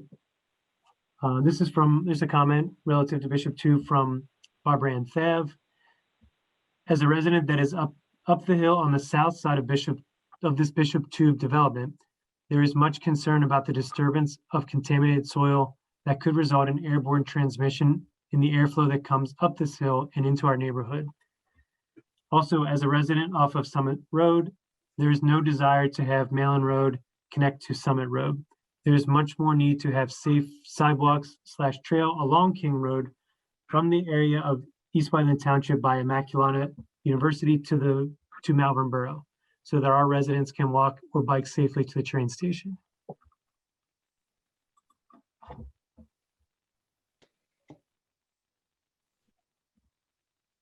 Okay, this comment is from Brian and Kristen Thomas. Can someone please ask Lou to get off his phone and to wake up? It's very rude that he does not seem interested in the comments from the residents. So with that, I think there were a couple of things that may warrant some response. Hopefully someone was keeping track of it. If you'd like me to sort of recap in some way, please let me know. Okay, so they're all the comments pertaining to Bishop Tube. I tried writing some of them down, or most of them down, Zach. Okay. Okay, well, Zach, I'd like to thank everybody who attended the live stream for this issue, and we do appreciate every comment. We did hear a few triplicate comments. That's the only thing I was referring to, but we certainly are interested in what everybody has to say and what you think. We realize the environmental issues are, let's just say, the elephant in the room for this land development plan. And we are relying on the governmental agencies to work that out. And there is no decision being made tonight. So I thank you for attending this, if you were attending it for just this subject. Hey, Deb, there's only one comment I want to make in closing. I'm going to speak to this because there's been so much disinformation in these comments. When I was reading my phone, I was drawing up the zoning board. I was looking for the zoning board decision that granted the variance relief. And all of these comments seem to suggest that construction is going to occur on the site before it is cleaned up. That's blatant misinformation. The township submitted 2 conditions. Actually, they submitted 14 or a number of conditions, which were part of the zoning board approval. And I'm going to read 2 of them. And hopefully people will pay attention to these conditions and read what the conditions are rather than what they are told is going to happen. Condition 4 that the township wanted imposed and which the zoning board did impose: no earth disturbance, construction, or redevelopment activities other than demolition of the Bishop Tube site will occur at the 3 soil hotspot areas of concern until completion of the necessary soil excavation required at the 3 hotspot areas in accordance with the DEP approved remediation scope of work as may be amended. One other condition.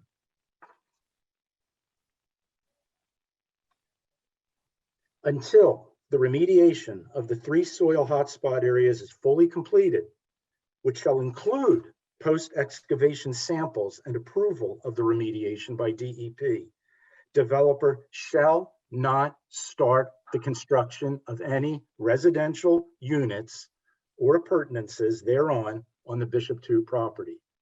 The only permitted activity during this time shall be the installation of temporary roads to support the remediation process.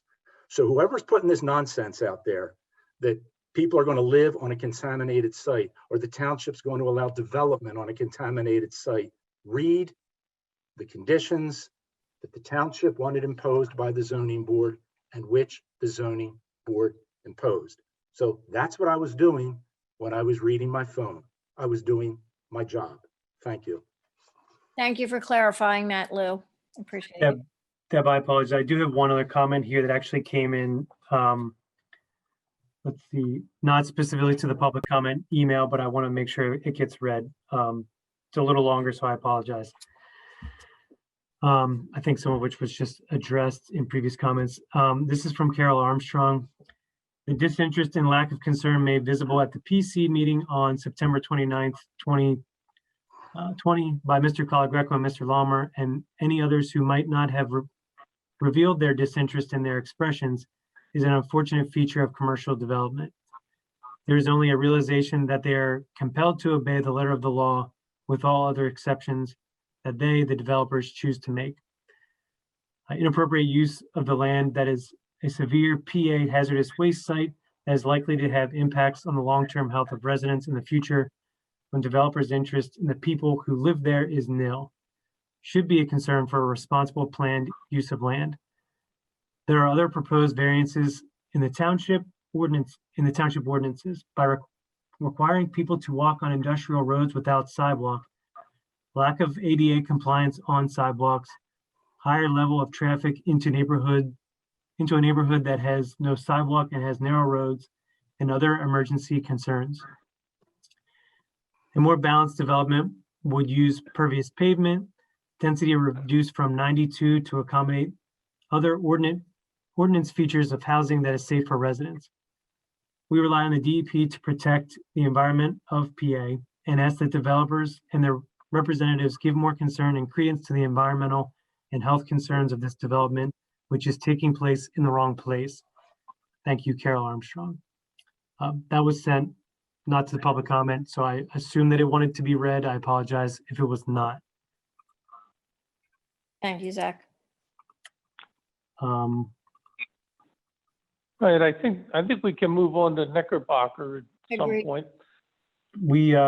There are two comments that just came in, and I think we should cut it off after that. As you suggested, the applicant has said that they will be revising the plans and be returning likely in November. So with that, I'm going to verbally cut off the comments here. So if everyone has more comments at home, please save them for the next meeting. Kate Stauffer said one more comment. Research shows that there are more than 3 hotspots. And another comment from John Preston to Mr. Colagreco and the commission. The current developer remediation plans would reflect a partial cleanup and not a full cleanup, leaving cancer-causing contaminants in the soil in perpetuity. This is a fact. So with that, I would cut off public comment for now, and we'll reconvene on this topic in likely in November. Thank you. All right, thank you. Thank you, Lou. Thank you. And Mark, have a good night. Oh, no, you're the next applicant. Sorry. All right.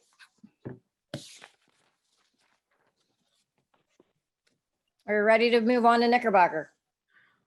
We are. So we have, I think Mark is not with the next applicant, so we'll give him a chance, and Jerry O'Connor to sort of log off here just to give them an out. And what I think we should do next, Brittany, if you're able to drag some of the comments that have already been read into a different folder and just leave those that are related to Knickerbocker that haven't been read, that'll help just a little bit with the public comments section. Yep. On this next part. I'll do that now. So Deb, I'm going to go ahead and let Jason and his attorney, the applicant and their attorney in while you introduce. Okay, thank you. Okay, the next item on our agenda tonight is a petition for a zoning map amendment for Knickerbocker redevelopment. DP Whiteland LLC. It's a petition to rezone various parcels known collectively as the Knickerbocker Tract. The petition seeks to rezone these parcels from their current designation as R1, low density residential, and OBP, office business park, to RMH, medium high density residential. The parcels are located between Mill Lane, Lap Road, Old Moore Hall Road, Liberty Drive, and Swedesford Road. Jason, is he in? Yep. Okay. He's currently muted, so we'll just give him a moment to Okay, sure. get situated. So Jason, and who else is here for Knickerbocker? This is Jason Dempsey. Can you hear me? Hi, Jason. Hi, how are you? Good. So DP Partners is here. That's going to be Jason Dempsey and Mark Pellicciata. And we are happy to proceed with the presentation for this evening. Okay. Floor is yours. Great. So DP Partners, DP Whiteland LLC submitted a petition to rezone the Knickerbocker property. And we recently had a meeting with the Board of Supervisors. And as a result, all appropriate publications and notice postings have been made. And we're here to present the board with a choice. So we believe that the Knickerbocker property is improperly zoned in the best interest of the community presently. And as you mentioned, it is zoned OBP presently for the majority of the property. We feel as though that zoning, since it allows for warehouse distribution, it would be more appropriate, given its proximity to the residential community, for it to be rezoned for residential. The RMH zoning, which we propose, albeit a high density zoning, the current design criteria allows for us as the developer to more appropriately place the homes and provide with more open space than otherwise designed.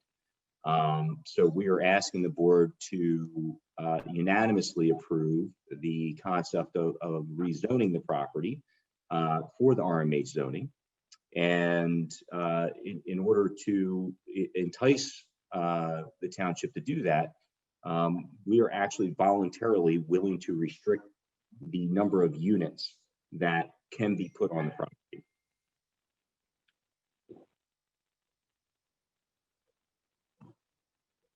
Zach, can you put the plan up on?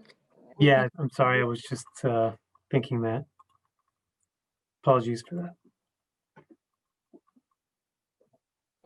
Is everyone able to see the plan that's proposed? Thank you. So this is a concept plan that we provided to the township, which indicates the amount of open space and where, in fact, we would like to develop. So can you give us the details on your density reduction, what you just spoke of?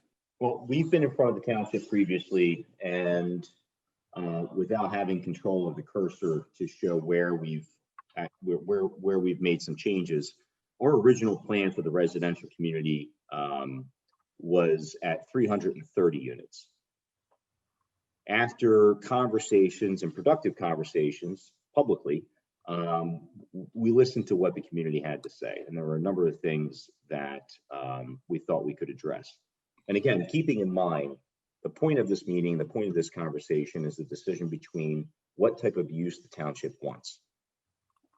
We had 330 units. We've reduced it to 280 units.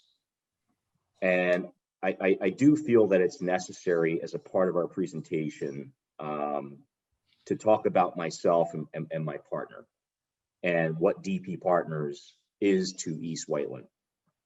We are not an out-of-market developer. Even more so, I live in East Whiteland Township. I pay taxes in East Whiteland Township. In Great Valley, my children go to school in Great Valley. And I've never felt that I've had to stand up and justify myself in front of the public, but I want to put this out there. I do care about this township. If I didn't, I would have walked away from this property a long time ago. We've invested our own money here. My children go to school in the school district. We are the developer who developed the Grove, which was formerly the Shops at Liberty.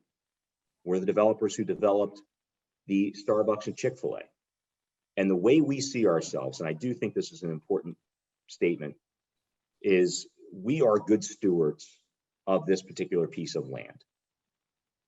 So rather than me get into more arguments about why we think that this should be rezoned as residential, I don't want to see warehouses here. And that's why we're making this attempt. And as altruistic as that may sound, and almost unbelievable to people who are listening, it is in fact the truth. And that's not misinformation I'm putting out there. So we think it should be zoned residential. We think that this is the best and highest use.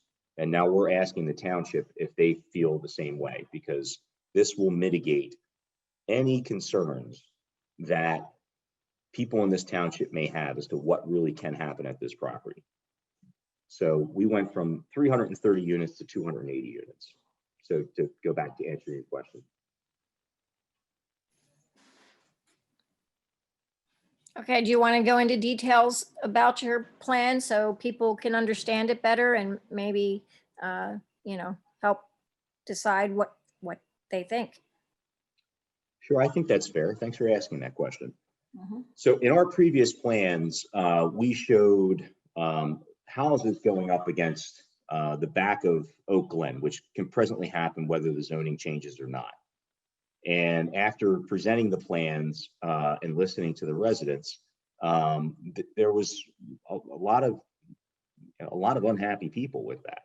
So we were tasked with how do we develop this property efficiently and effectively and still try to appease that request. So that was number one. Number two, there was a lot of opposition from some of the surrounding property owners about utilizing Mill Lane as an access point for residential coming out onto Mill Lane. We've eliminated that completely.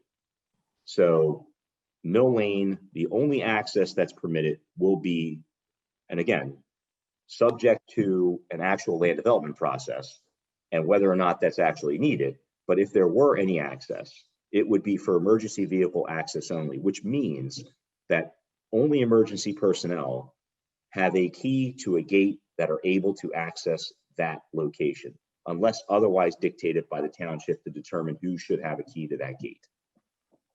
So access to Mill Lane was eliminated for the community. We pulled all the houses off of the back of Oak Glen so that none of the residents there were affected. And the other item, which was a major item, is I saw a lot of people come out and they used, they used some of the recent developments as an example that could potentially overwhelm the school system. And I have to go back to the fact that I have children in every grade right now, elementary, middle school, and high school. And I've participated in some of the charrettes that have taken place for the school district as to what should be done to improve some of the conditions of the school district. So we started to design this as a age targeted community. So in other words, eliminating the cause for concern that this would in fact increase any stress that's already on the school district. So those were three major things that had come up in the conversations that I thought were valid to address. Some other things were said that were not based in fact and were full of bad information. And we decided to focus on the things that were consistent coming from the community that we could actually deal with and handle.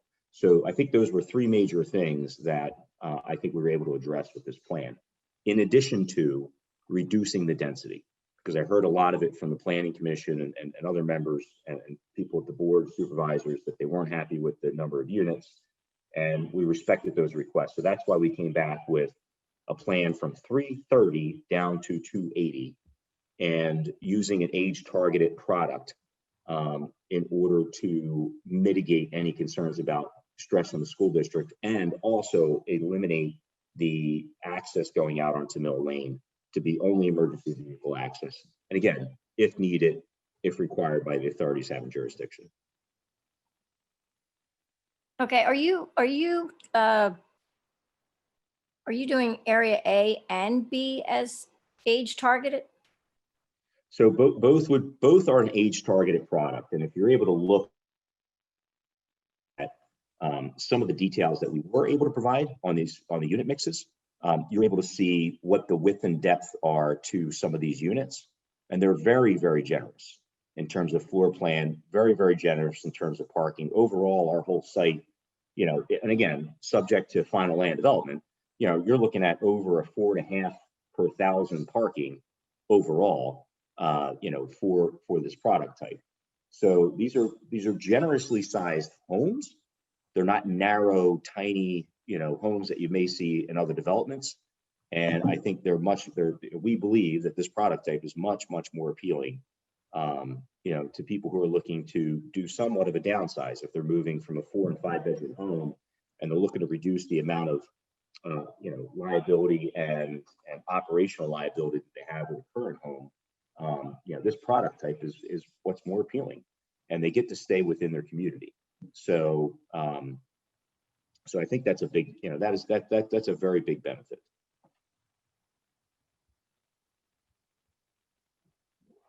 Zach, is there any way you can blow this up a little, like so we can read some of the plan? Sure, yeah, I always wanted to focus in on the unit types. Do you want me to go back to the plan view? Well, I can barely see those, the unit types. Oh, here, yeah, I can zoom in. Thank you. Perfect. Try not to fidget too much. I know that's counterproductive, so just let me know if there's something in specific that people want to look at. Thank you. Zach, thanks for doing that. And so what I was trying to point out, you know, you'll see in townhome, you know, suggestions in other plans. I think this is one of the most thoughtful plans I've seen in this community for years and years.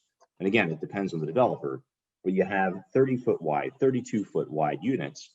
And these things don't go more than what we call a 4-pack, which means that, you know, you're not looking a row of 7 homes. So they break up really nicely. So, you know, it articulates the entire view of the community, and you don't feel like you're living, you know, in an environment that's overly dense.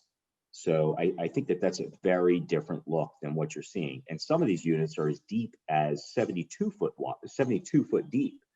So, you know, it allows for, you know, a better floor plan, a more appealing, you know, product type.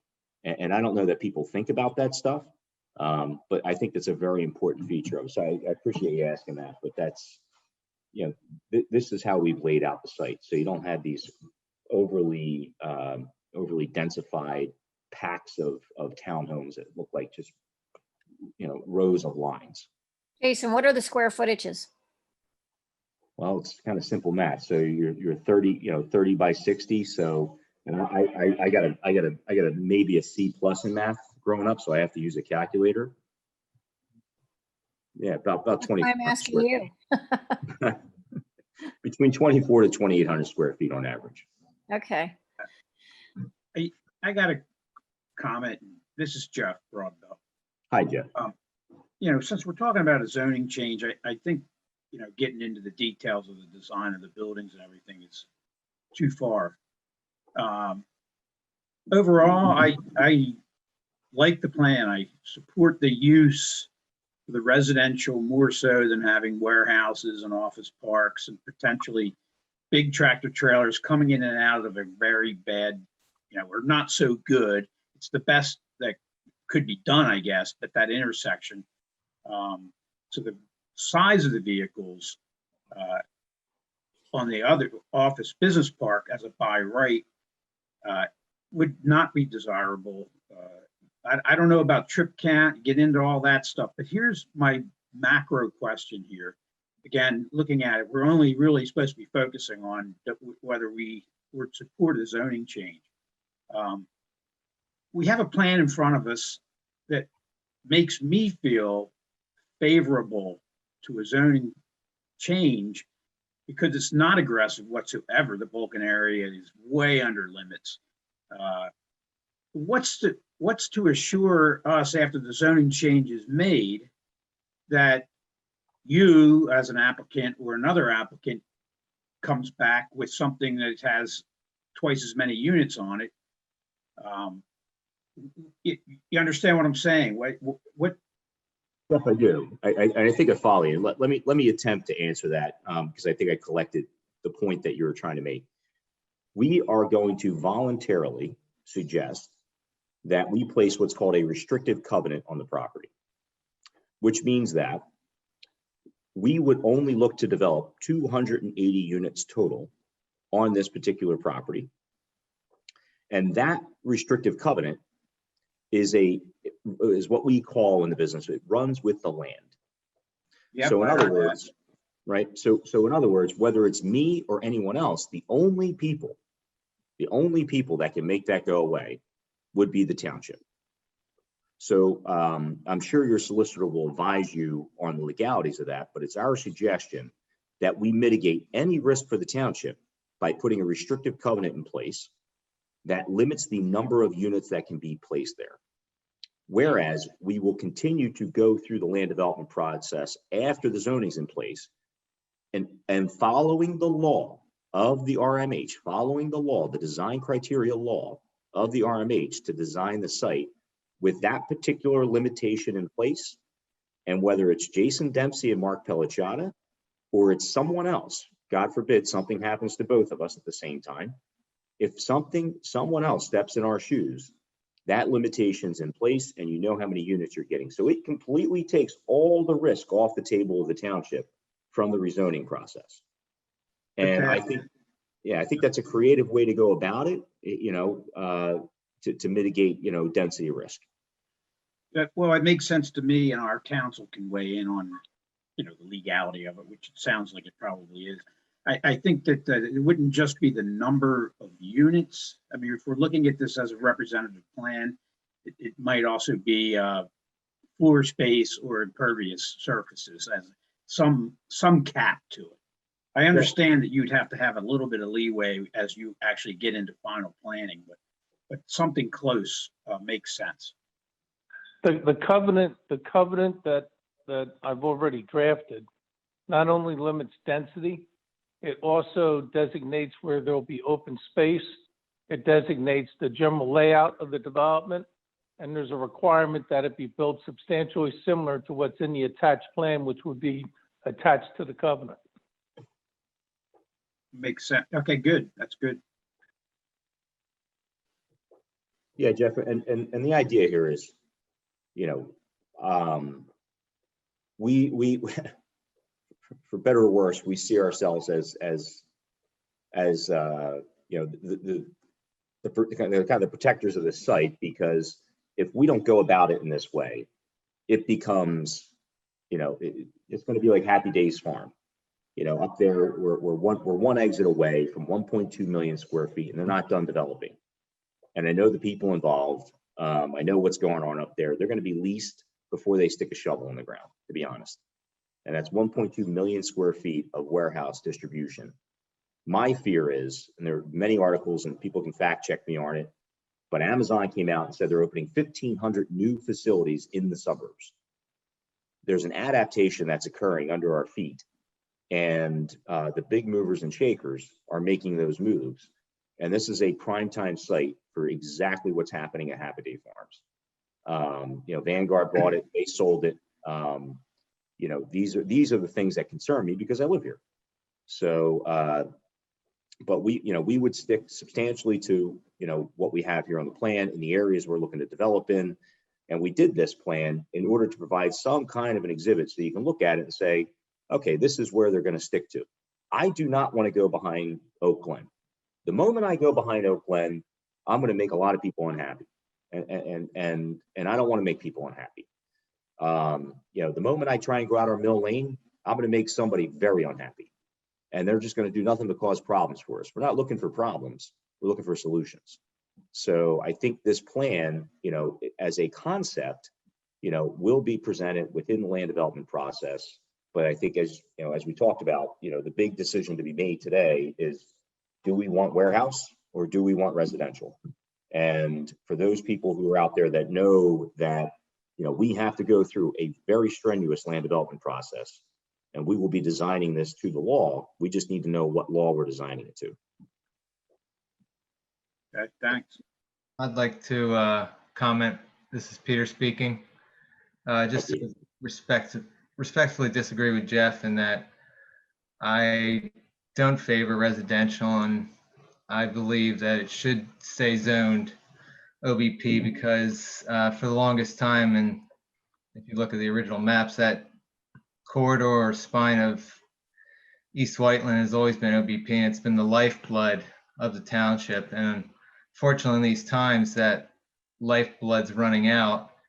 So I think to continue to sell off the OBP parks when there is opportunities to develop them properly as warehouses or office buildings would go against the original plans of the township. And I think it should remain office business park. in that respect. And I believe the township is getting to the point of being built out too much. And case in point is right here when we're trying to convert office business park to residential, as we try to cram more residential houses into an already overdeveloped township. So Peter, I believe in our master planning, this site wasn't even on the potential site of places to be developed because it was office business park. So to say we planned for this to happen would be false, because we didn't plan on being rezoned. well, it was actually originally zoned residential, but we can go to that later. There's some history to that, Peter. I understand that R1 is zoned as part of it, but Prior to that, it was actually, you know, we have a lot of homework on it. It originally had some high density zoning, got changed over to office business park. But I'm curious to understand, in a constructive way, understand why you feel that office business park is better here, because we're both residents of East Whiteland. I understand we obviously on the plan. Yeah, fair enough. I think the site lends itself more to the truck traffic that people seem to be against. It only basically exits out onto 29 or 202, whereas if it were residential, they would only exit out to 29 or 202. So the traffic that's in question would only be exiting to industrial park and or interstate or highway, I should say, and it wouldn't be trafficking through residential neighborhoods at all, or disturbing those residential neighborhoods. Mm-hmm. Mm-hmm. So in my experience, I'm sorry, Todd, you were going to say something. I was responding to Peter, but yeah, no, I'll let you finish. I'm sorry, I didn't mean to try and cut you off. No, it's fine. So Peter, you know, I view this exercise again as a decision between the two uses, and I heard your statement that you feel that warehouse is a better use. Peter, this isn't a ruse on my part, and I regret to say that I feel I need to say that. If you go to First Avenue in King of Prussia, I don't know the last time you were down at First Avenue or King of Prussia, there is an Amazon fulfillment facility that's there. Amazon fulfillment facilities put out about 1,000 Sprinter vans a day. Those Sprinter vans and about 50 tractor trailers, I'm sorry, it's 35 tractor trailers an hour. The Sprinter vans that are there now in some of the empty office buildings are keying up, as they say, in those parking lots because they cannot possibly make their way in and out. Now, we could certainly make something like that work here. It's not attractive. It's not ideal. And I vigorously disagree with you that this would be a better warehouse site based on my experience and what I've seen. I've designed and built 700,000 square feet of Amazon warehouse facilities. And fortunately, or unfortunately, whatever, you know, I did not build those in my community. Those were built in South Jersey, and I was a part of that.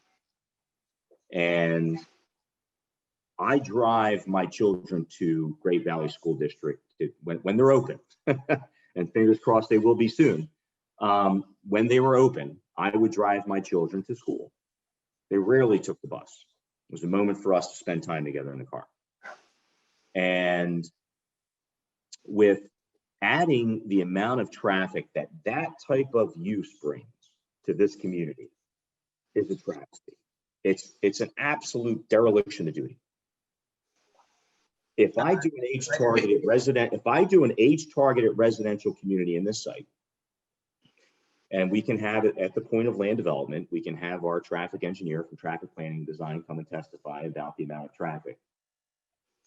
It's reduced by such a significant amount that you couldn't fathom how much light it is. They're not leaving to go to work in the morning.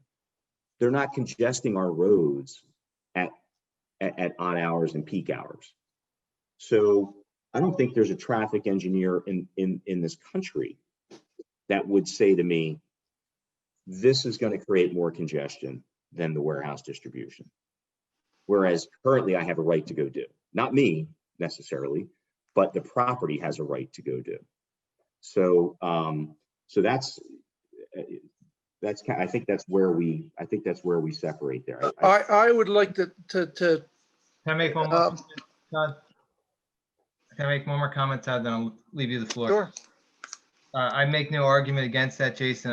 My comment is that the traffic increase would only be bled out onto 202 and 29, which are the arteries of the township for highway use. That'll take you to the turnpike, to 202, to all the other major roads, major highways, I should say.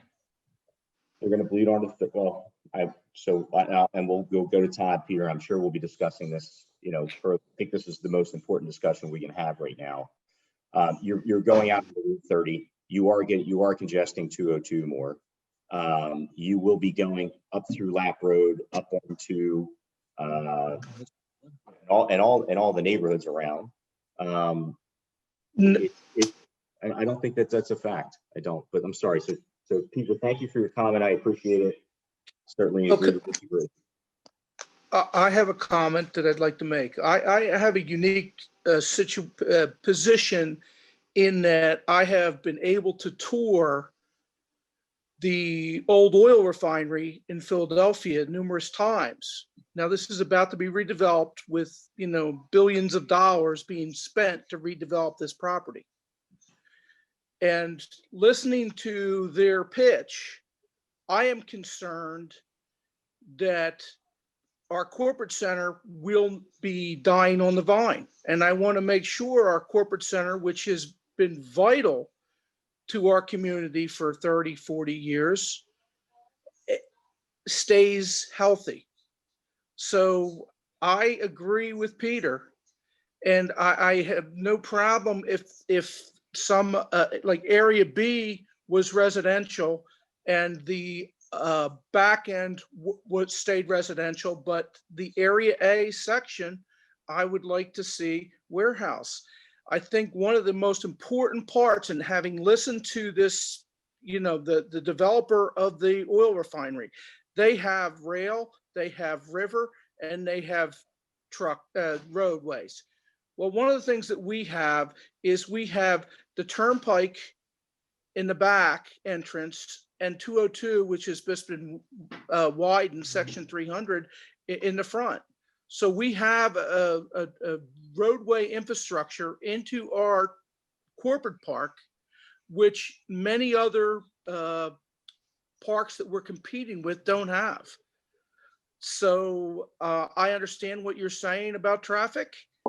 And I think we have the infrastructure to support and keep our business park vitalized.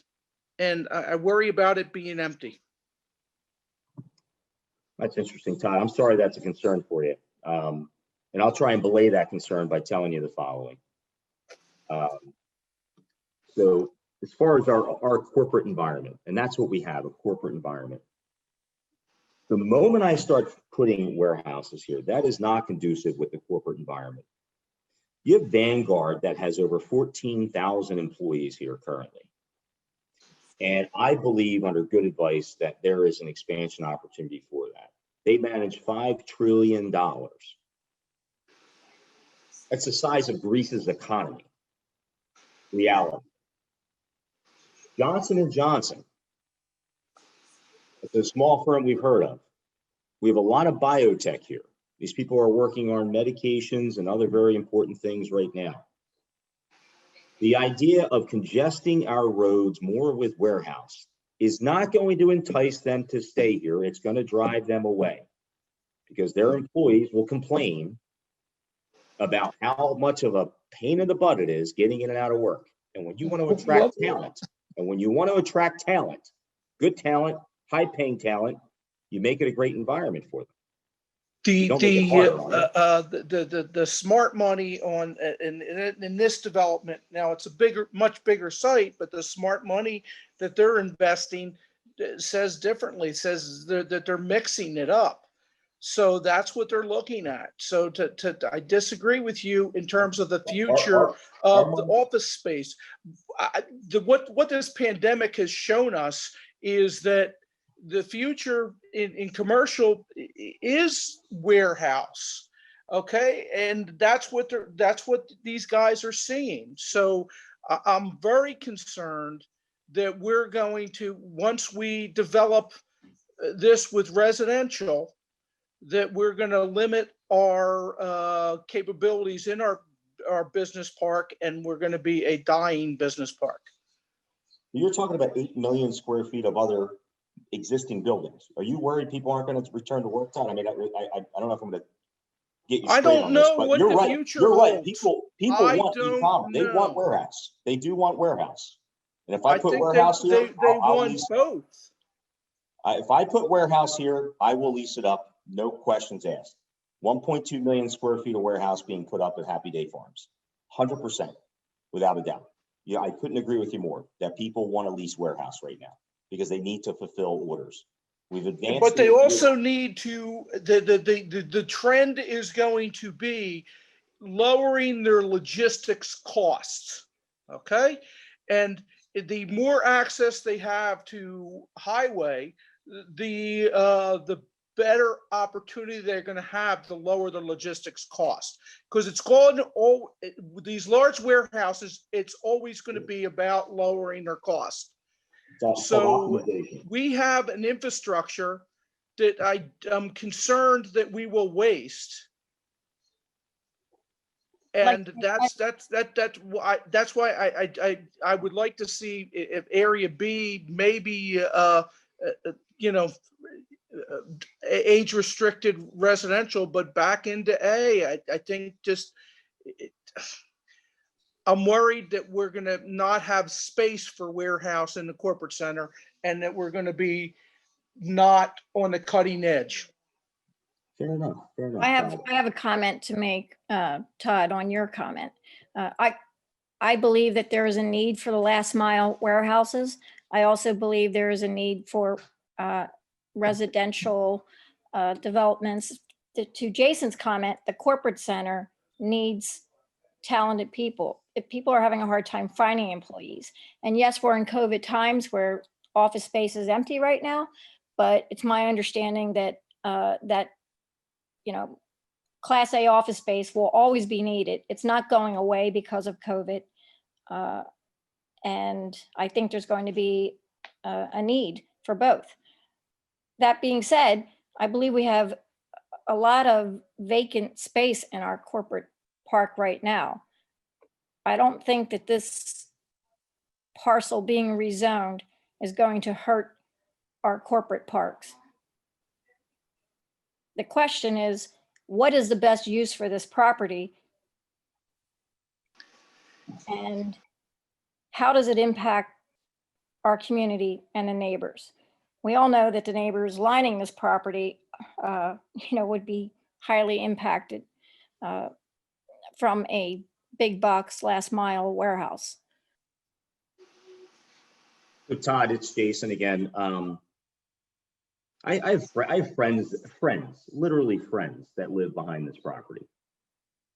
So I feel like it's a little bit of it's not even a little bit, it's an obligation of mine right now to be a voice of what happens here. But I do want to legitimately address your questions and concerns as it relates to what the environment is of our corporate tenants that are out there now. Well, just go back to Debbie just stated that we have a fair amount of vacancy in our corporate center. I'm going to address that. Leading into COVID, leading into lockdown, and I know this for a fact because I've owned office product within the community, we were in single-digit vacancies. Our community hasn't seen single-digit vacancy rates in more than 20 years. Single digits. Prior to March, leading up to March, which meant that we were in lack of we're a tight market, and there's plenty of other currently zoned land and other already approved. There's 100,000 square feet approved, 100,000 square feet approved at Great Valley Parkway. Approved, ready to be built.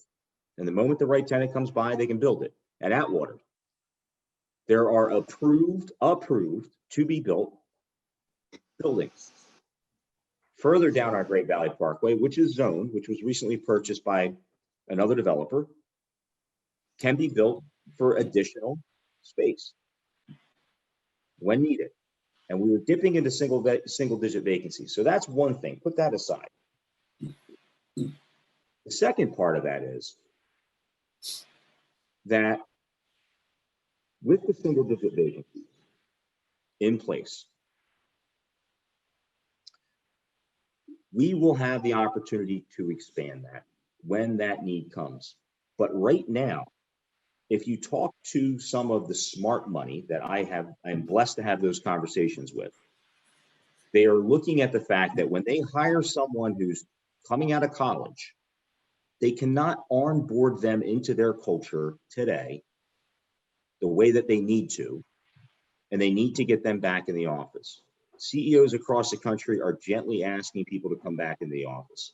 And in some ways, they're even being stronger about the message. So in a year's time, in 12 months' time, 12 months from today, I probably won't have a single house out of the, right? 12 months from today is my belief, and is the belief of the smart money, that people will be back in those seats. And in the meantime, we will once again see a rise in housing prices because we lack supply, because we keep playing around with things like this. That's my opinion. This is John Lawler. Can you hear me again? Yeah, John. Hello, I finally got my computer to work again.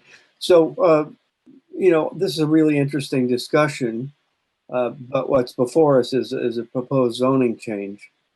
And since we're not the developers, I guess we're looking at this on its merits. It looks to me to be a little bit less expansive than previous things I've seen. Am I right about that? That's correct. I have one concern I wanted to address, and this might be for Joe. It's really important for the future for references to indicate that that really is made land, landfill, whatever you want to call it, but it's not natural land. And the proposal that came, I think, included that it be relabeled, I suppose for marketing reasons, that it's not a landfill. Well, it is a landfill. Naming it doesn't change the reality. I want to make sure that 30 years from now, somebody can look at a planning document and say, yeah, that was fill. We shouldn't be doing anything in there. How do we address that? We have asked Jason to send to us recently information on the environmental status of the property.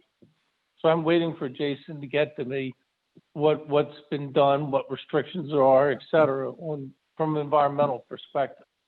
Mm-hmm. So we hope to get that and review it before the rezoning takes place. All right, but you get the sense of my question, right, Joe? Yeah, and depending on those kind of approvals, there could already be covenants on the land requiring disclosure of what's there. But we need that information from Jason for me to review it, before the board rezones it. So okay. John, I'm gonna answer that question. We certainly, the question at hand is the use. The suitability of development is handled at the land development process. We've consulted with we've done extensive geotechnical work. And to be honest with you, John, I'm very reluctant to provide any additional information at this point because it just blurs the case and point, the question that's at hand, which is, do we want to go do industrial? Because if it's warehouse industrial, I have to deal with that issue no matter what. If it's residential, I have to deal with that issue no matter what. But I can't continue to spin my wheels on what am I going to do here if we can't agree on a use. And I agree with you, John, 100%. And the risk is mine. If we go down the road and we rezone it, And if it's determined that this is unsuitable to develop, and it'll be determined at the land development process, of which I will be highly scrutinized, as you know, once this plan goes in front of everyone with the full documentation for development. This is a discussion about use. And I recognize that this may feel a little different at the Planning Commission, where we're used to seeing a lot of information, but I don't think that that's relevant to the question at hand. And the question at hand, in my argument, is what use do we want? We're limiting. So are you saying, Jason, that you're not going to give us information on the environmental status of the property? I certainly will, Mr. McGrory, at the land development process. I fully intend to, and our team is prepared to present that information. So you're going to withhold that information from us before we decide to rezone it? I'm not saying I'm withholding it. I just don't believe that it's relevant to the question at hand. Well, My whether it's question relevant or was, not, the townships requested it. They think it's part of the decision-making process here, and you're refusing to supply the information. How do we know we don't have another Bishop Tubal in our hands? I mean, I think it's unreasonable to withhold that information when the townships requested it. Well, wouldn't anything be conditioned upon satisfactory environmental conditions for suitability? We need to know what we're doing here with this property. We don't even know the developable acreage until we have the environmental information. We don't even know if your density that we're locking it to is the eventual density of the property without the environmental information. So it's not that I'm not looking for reams of environmental information. We just need to get an understanding of what the developable constraints are on the property before we go rezoning it for residences. I mean, it's one thing to put in a warehouse. It's another thing to have people living on site. So I think it's a very reasonable request, and I'm certainly going to recommend to my board that they get that information before they act on the rezoning.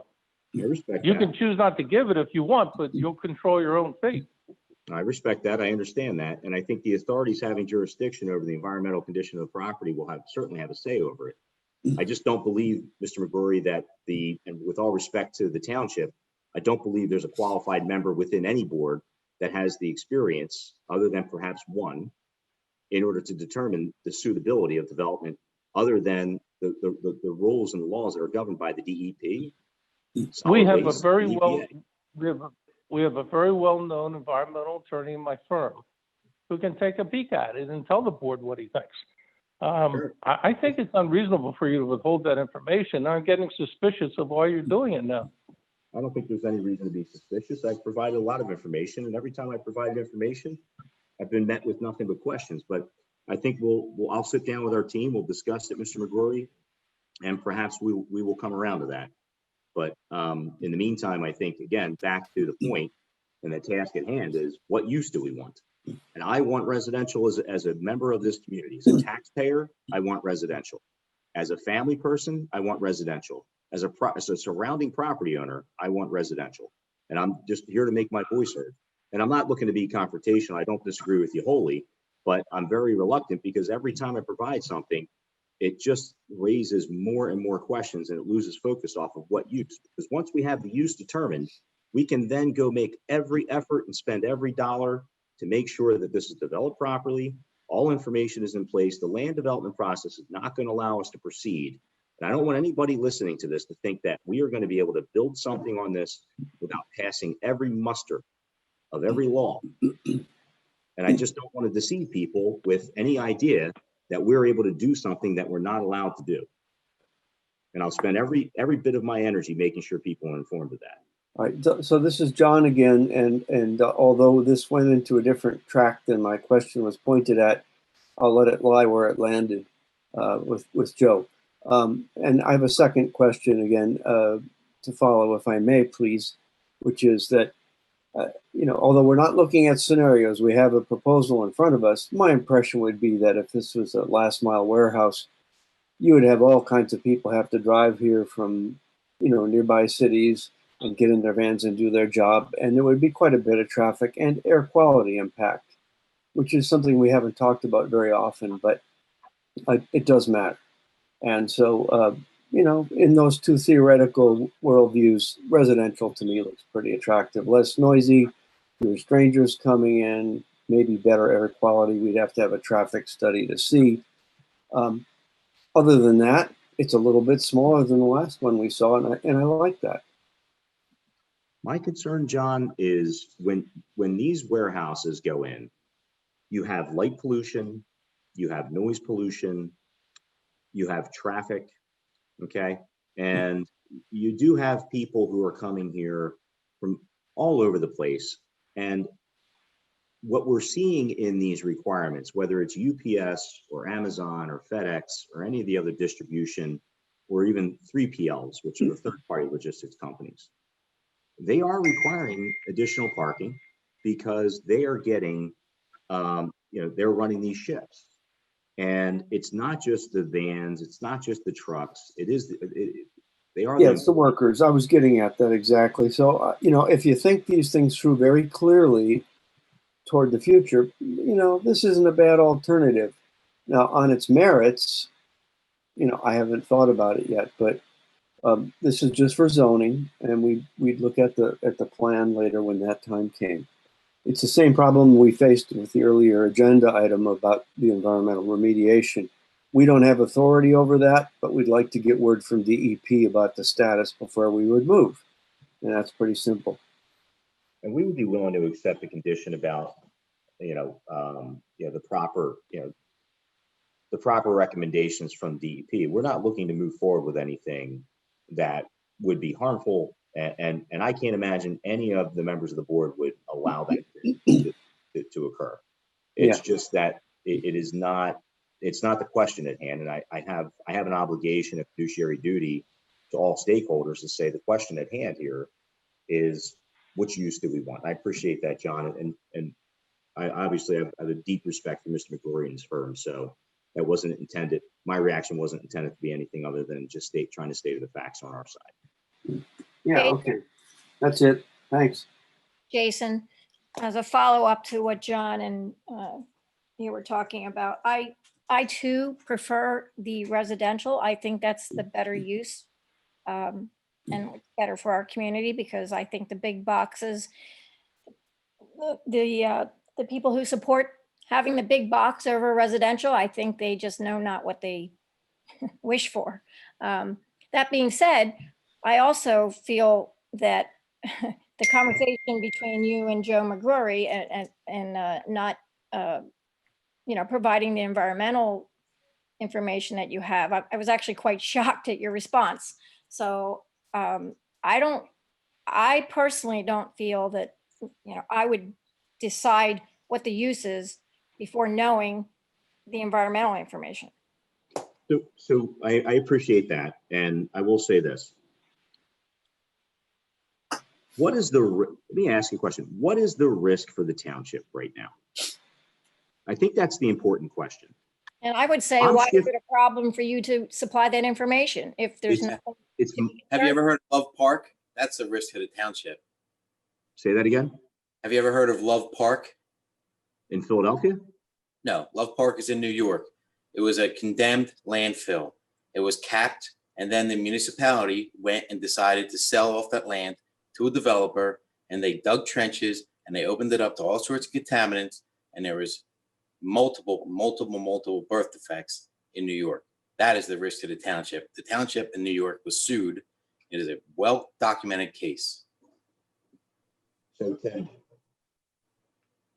the risk is mine. If I'm No, the risk is not yours. The risk is the township's. And I understand how you just put it. I'm presenting it in the following way. The risk is mine to present the township with the information at land development that there is a satisfactory way to develop it. When was Love Park developed? That was developed in late 70s, early 80s. I think that's an important point, Mr. Kelly. I do think that's an important point because the rules and regulations at that period of time were 2020. I understand. And just having developed and been involved with brownfield superfunds and other landfills, it is an onerous process prior to going forward with any development. So I think the rules and regulations since 1970 have changed substantially, and we've become more aware as a country and as a community as to some of those potential impacts. So I am sensitive to it. But I with, don't I'll give think you you a more have to recent look. example. The down in Philadelphia at the Navy, there's a former transfer site for Navy materials. yes, The contractor went in there and said that they were going to go through and do all sorts of remediation and put in vapor barriers. And since that time, and these things are not even completed being built yet, since that time, there's been multiple cases of people being sick, and it is the city of Philadelphia that owns it. well, I'd have to look at the By facts. Penrose Avenue. And by the way, no disrespect to you, but a lot of times when I hear stories like that, rumors or anecdotes, I always have to question the facts. And I'd rather, you know, I've seen news reports for. I've been working on that site when people in my office have been working on that site for the last 10 years. So I fully know that site. Okay. And I'm Well, I sure think- once we, Well, I'm sure once we I present don't these think you facts. need to look any. I don't think you need to look any further than East Whiteland. I think if the township had asked for a better understanding of the environmental constraints of Bishop Tube, that they would not have rezoned it high density residential. So I'm just asking for us to do our due diligence. Now, I do not suspect there's going to be anything that's going to prohibit you from rezoning the property the way you want. I don't see it as a deal breaker. I just get concerned when you're not sharing the information. It's not like you're paying us to review it. It's on the township's dime. They're paying me to review it. So what do you really have to lose? Fair enough. Well, we'll certainly discuss that, Mr. Gregory. This little bit of reluctance is almost, I think, a result of, you know, number one, we have a major question at hand. Which use do we want? And if it's warehouse, there's going to be people there. If it's residential, there's going to be people there. There's certainly methods and methodologies about how to, like, that may or may not have any environmental concerns. There are none. We've done testing.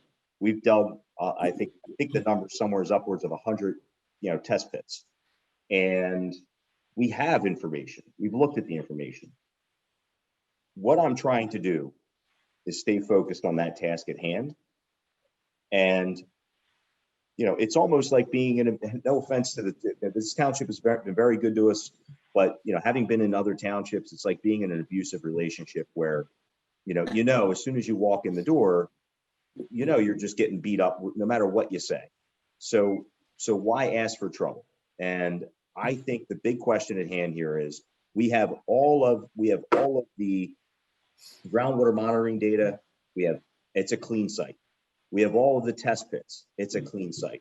It all has to be treated in a very specific way. And I know we want to hang around the hoop on the environmental. I just think it's a bad place to hang around because most people don't understand it fully, even though they believe they do anecdotally. So we're very confident with it. And that risk really shifts back to us. We're not looking to put, we're looking to take pain away from the township because the moment they go to the warehouse, that's a real pain point.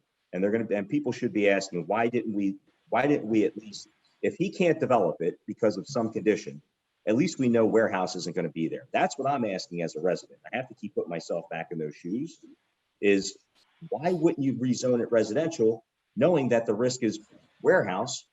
You heard Todd. Todd believes he's a warehouse expert now. It's out there. So we're not avoiding it. I just think it's. Bishop Tube got the approvals and remediation plan approved for an industrial use. It's when they flipped it over to a residential use that it became a problem. Now, I'm not equating your site with Bishop Tube. Bishop Tube is far more contaminated, far more problematic than your site, but I think it's malpractice on my part not to at least ask. I understand. I respect that. And also, Jason, there's at least I believe three of us on this board who were involved with Bishop in the very beginning. And Joe is right. Had we known that these environmental issues were way worse than what they were told to us, we would have never recommended that zoning change. Well, we're confident we don't have anything like these issues there. And I'm sure we are confident we will be able to demonstrate that. I just thought for this meeting, it was not practical. So I'm sure I ruffled a few feathers unintentionally. Well, I think intentionally, okay? Just inferring that I claim to be an expert on warehouse is offensive. Okay, I'm for the warehouse partially on this property. And to have you state sarcastically that I'm a warehouse expert or claim to be is offensive. Well, you're wrong, Todd. I'm going to tell you you're wrong. What, did I claim to be an expert on warehouse?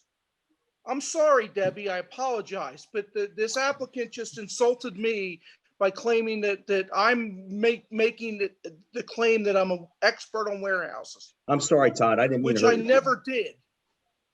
I'm sorry, Todd. I didn't mean to hurt your feelings. Well, that's what you said. All right, Mr. Dempsey and Todd. Okay, let's do this. First of all, we haven't heard from some of the other members. One, I'd like to know what the rest of the board feels about use. And then we're going to, I think, come back to the discussion on the environmental issue and, and where we go from here. This is Peter. I'm happy to know that history won't repeat itself here. Okay.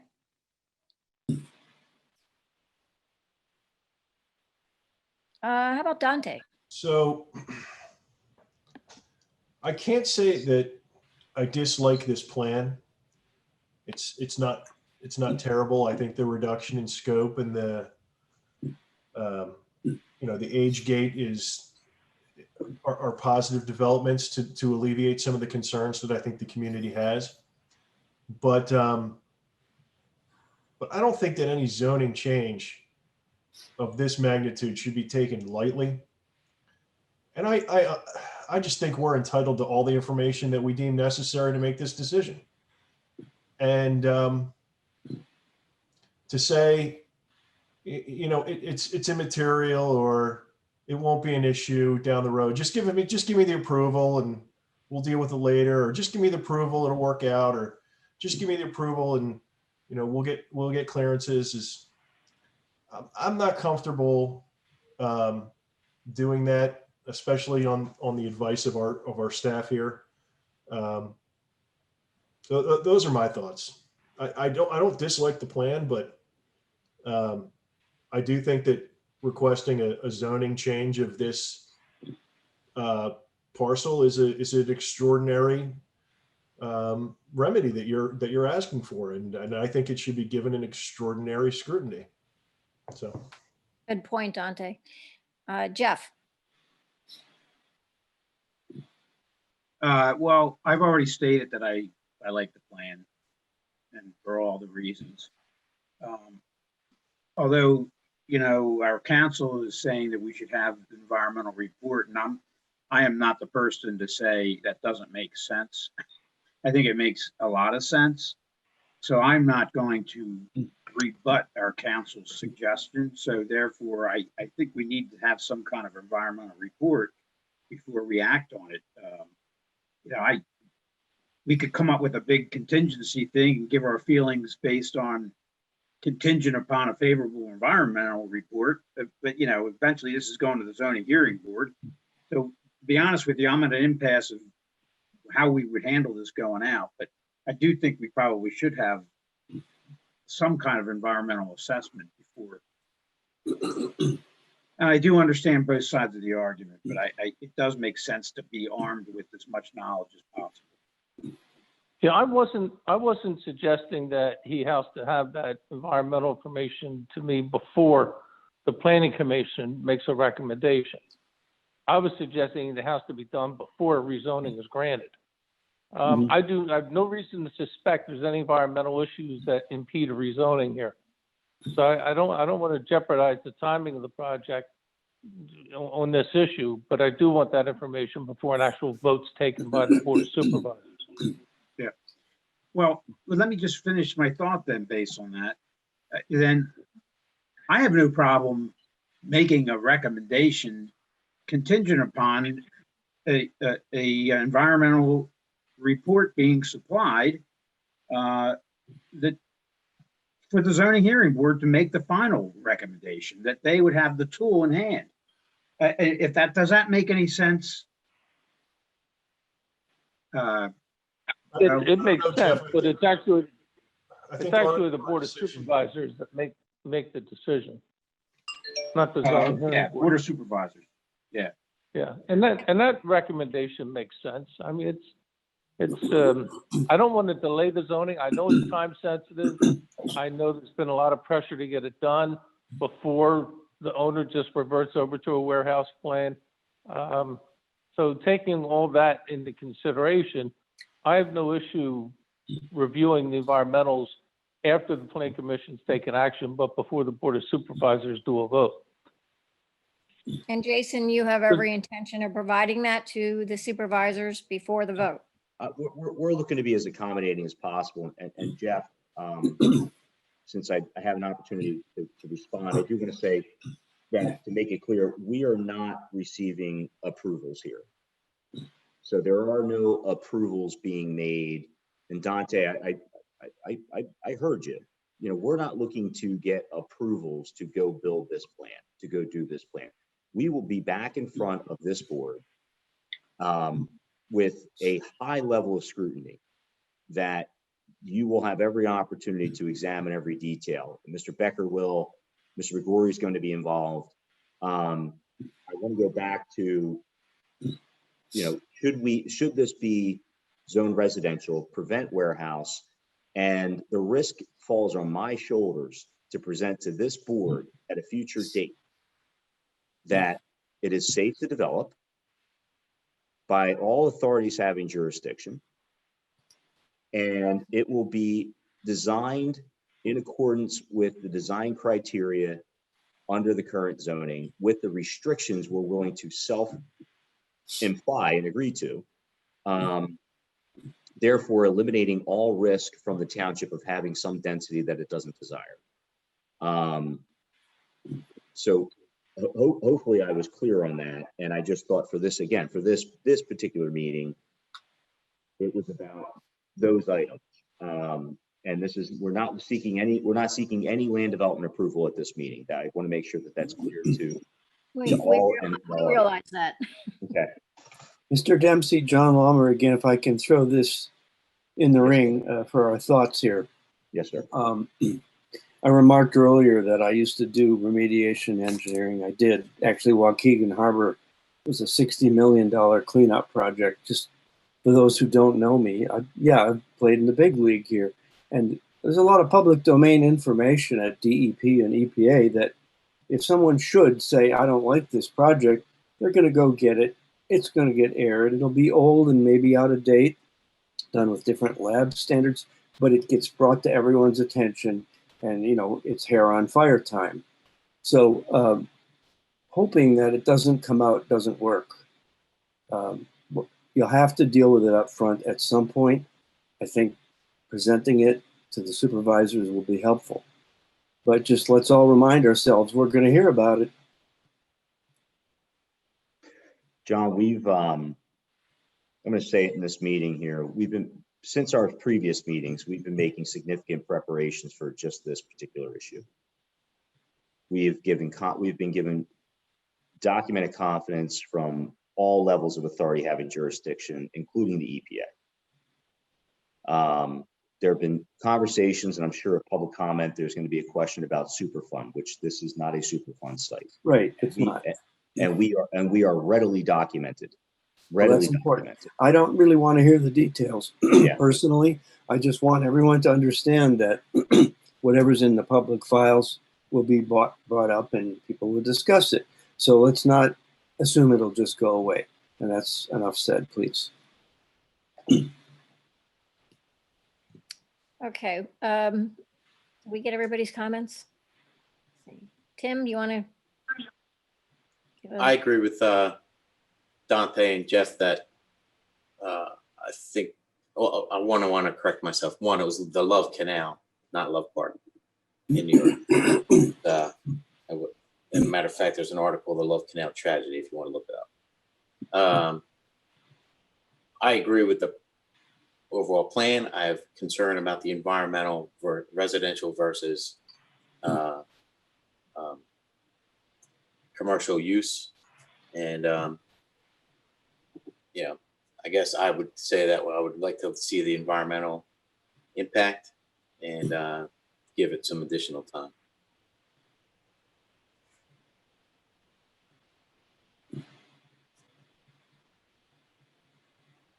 I'm surprised by that. I thought Pardon me? I thought we've been down this road enough times where we know when we let the cat out of the bag, to the consternation of the township, we be facing the same consternation we faced with Bishop Tube and Atwater and all the places before. I'm surprised we're swaying in the residential direction.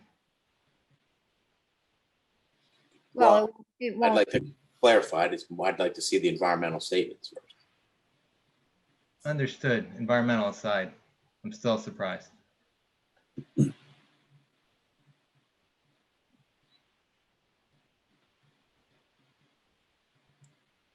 Zach, are there any public comments coming in this? Yes, there are. Can you read some? Yeah, I'm actually gonna, I'm not on screen share at the moment, correct? I don't know. No, you're not. I don't believe so. I just want to be able to pull it up on my computer without creating more of a confusion. It's a little hard to read these, you may have noticed. Let's see here. So this comment is from Ann Bell. She lives at 7 Mill Lane. Comment is, before the pandemic, many people attended the public meetings about the Knickerbocker site.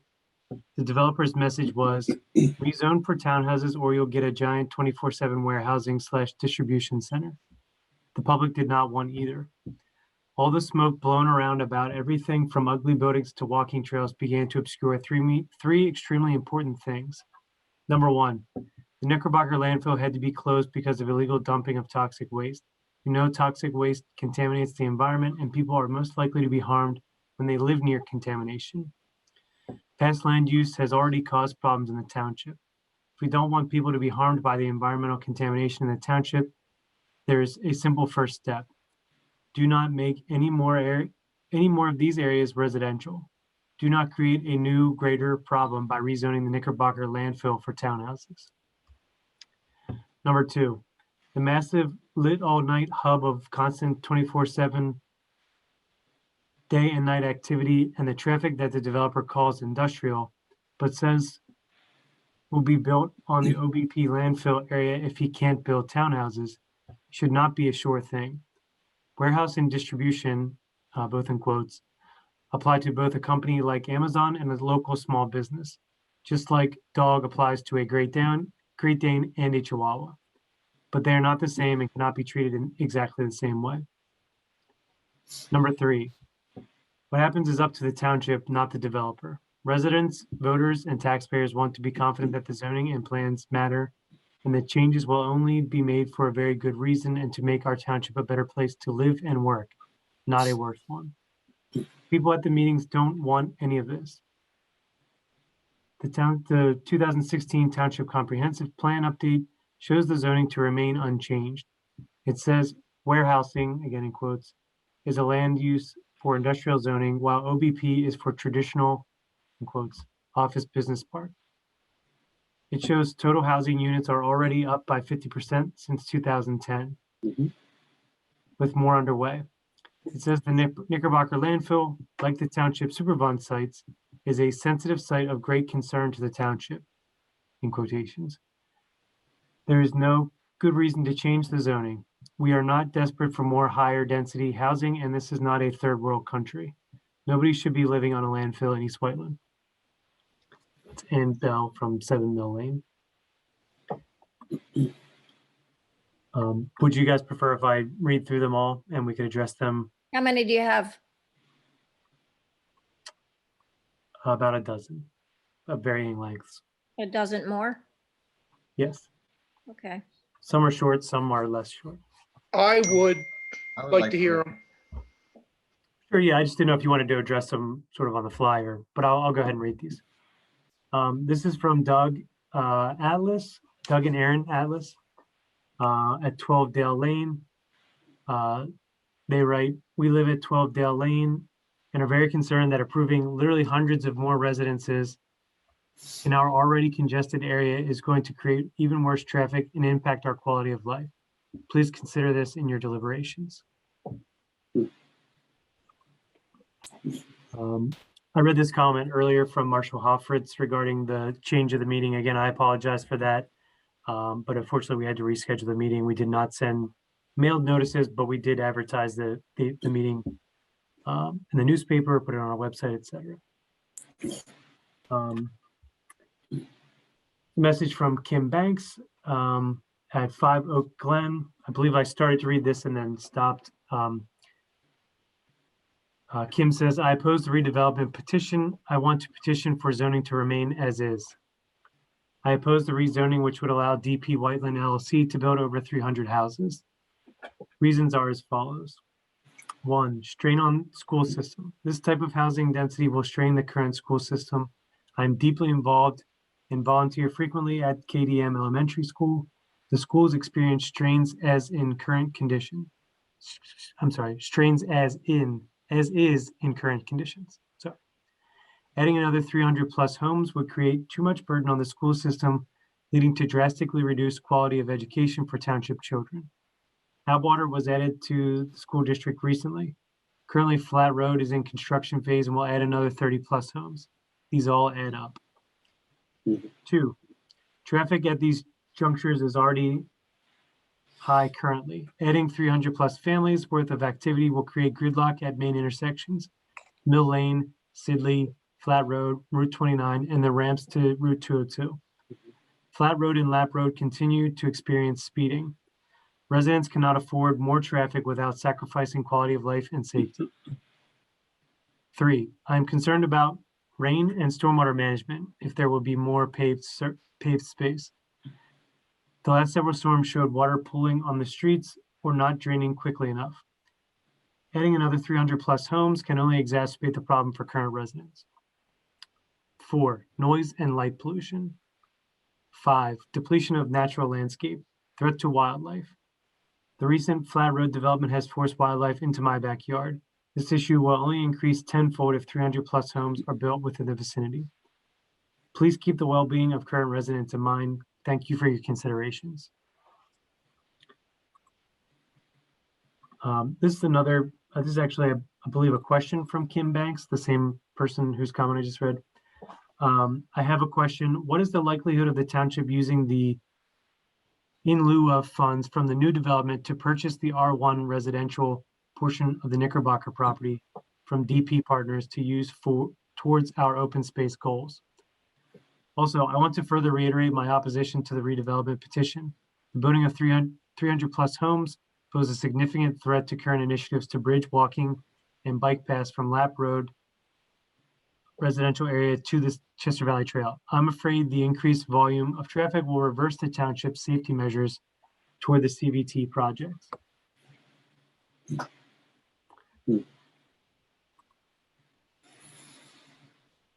This is from Martin G. Lutz. 1, the applicant's petition to rezone does not appear to incorporate in any manner whatsoever the RMH sketch plan. Why?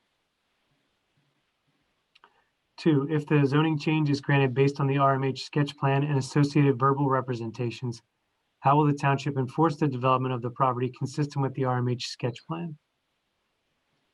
3, what legal recourse does the township have if the developer deviates from the RMH sketch plan?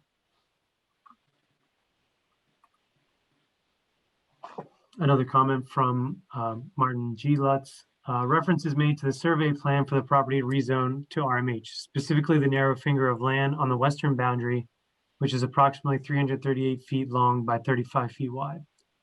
As you will note, this narrow finger of land connects the Knickerbocker tract to the township service road.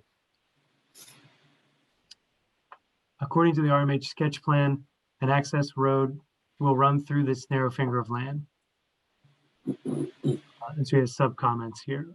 1, where will the emergency access road end? Will it end at the western property boundary? If not, where? 2, where will the gate for emergency access road be placed? Will it be located at the western property boundary? If not, where? The emergency access road is within the narrow finger of land, will run parallel to my property for a distance of approximately 170 feet. What will be the distance between the edge of the emergency access road and my property?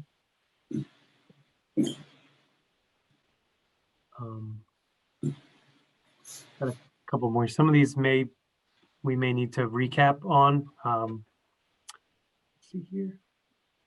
This is from Lisa and Peter Harper at 18 Oak Glen Drive. They say, "Dear EWPC board members, we strongly support and encourage the township to use the in lieu of funds from the new development to purchase the R1 residential portion of the property from DP Partners to meet our open space goals. EW Parks and Rec could install a gravel trail along the creek and connect the township building / ecology park with Valley Creek Park." This comment is from Barbara Ann Thav. She says, "Thank you everyone for your service, for taking the public comment, and for working out the technical issues." Another comment from Martin G. Lutz. Is the developer willing to deed restrict the emergency access road?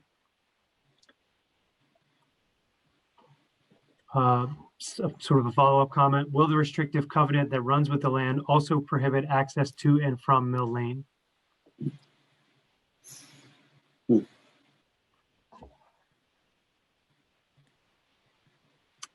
Here's a comment from Molly Cicino or Chiquino. I apologize because I definitely got that wrong. She lives at 244 Sweetsford Road. She says, "I live on Sweetsford Road near the proposed site and am begging the township to stop approving new development of the land in East Whiteland. The roads are already in horrendous shape. There is way too much traffic, and please, can't we wait to see if all of the newly built current construction gets filled? I've lived here 30 of my 36 years, and what's being done to this area is patently ridiculous. Please don't continue oversaturating this once green, quiet, and beautiful township. Just please stop."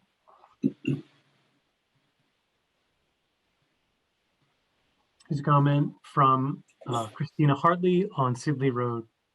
"Mr. Dempsey lives in EWT, but not in the neighborhood that will be directly affected by yet another housing project.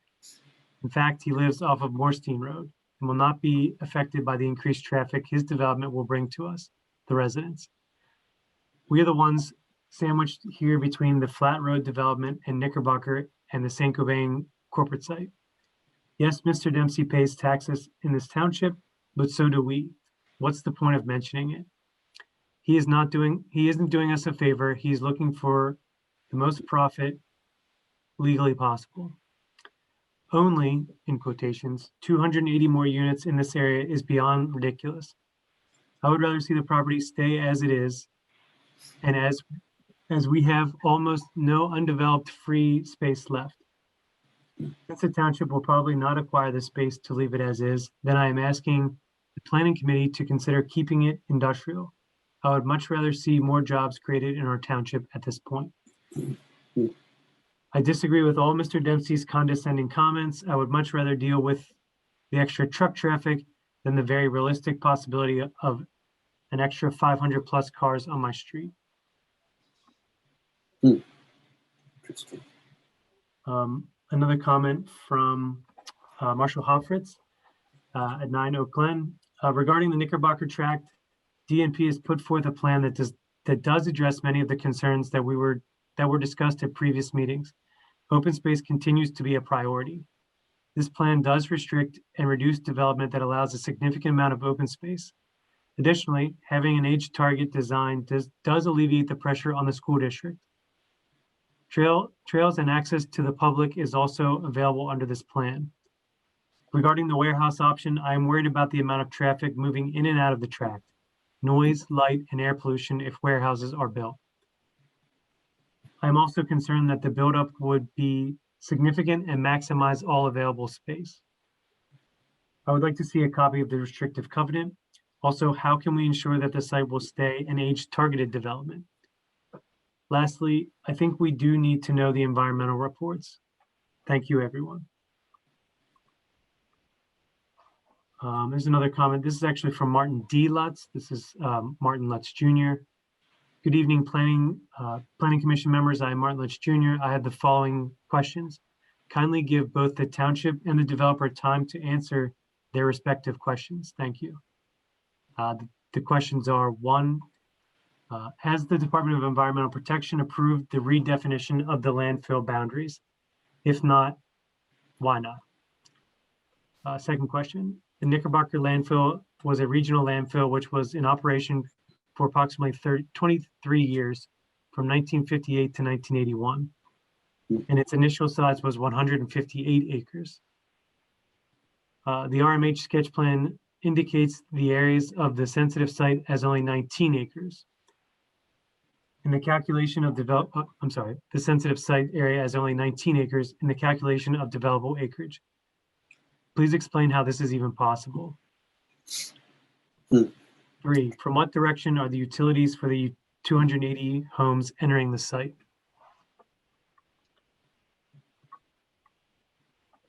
So a comment from Brian Brook. Could you clarify the procedural purpose for this agenda item? This item was at the supervisors meeting and a motion was held and approved, I thought, to go forward with a zoning change hearing.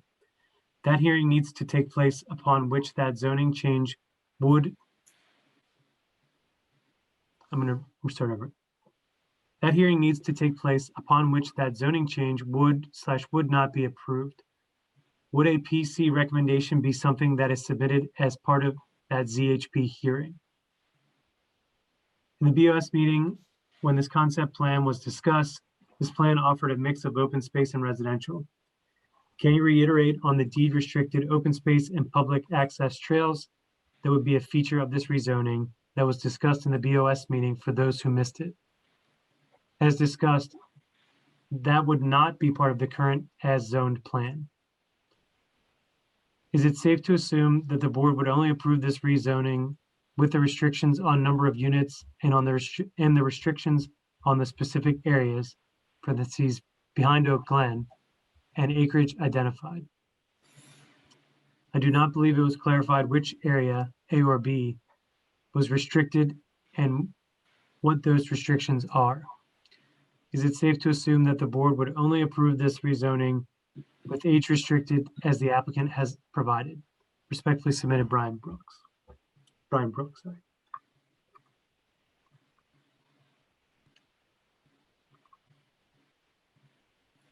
I believe that's the last comment. The last comment was a re-forwarding of the same comment, I believe.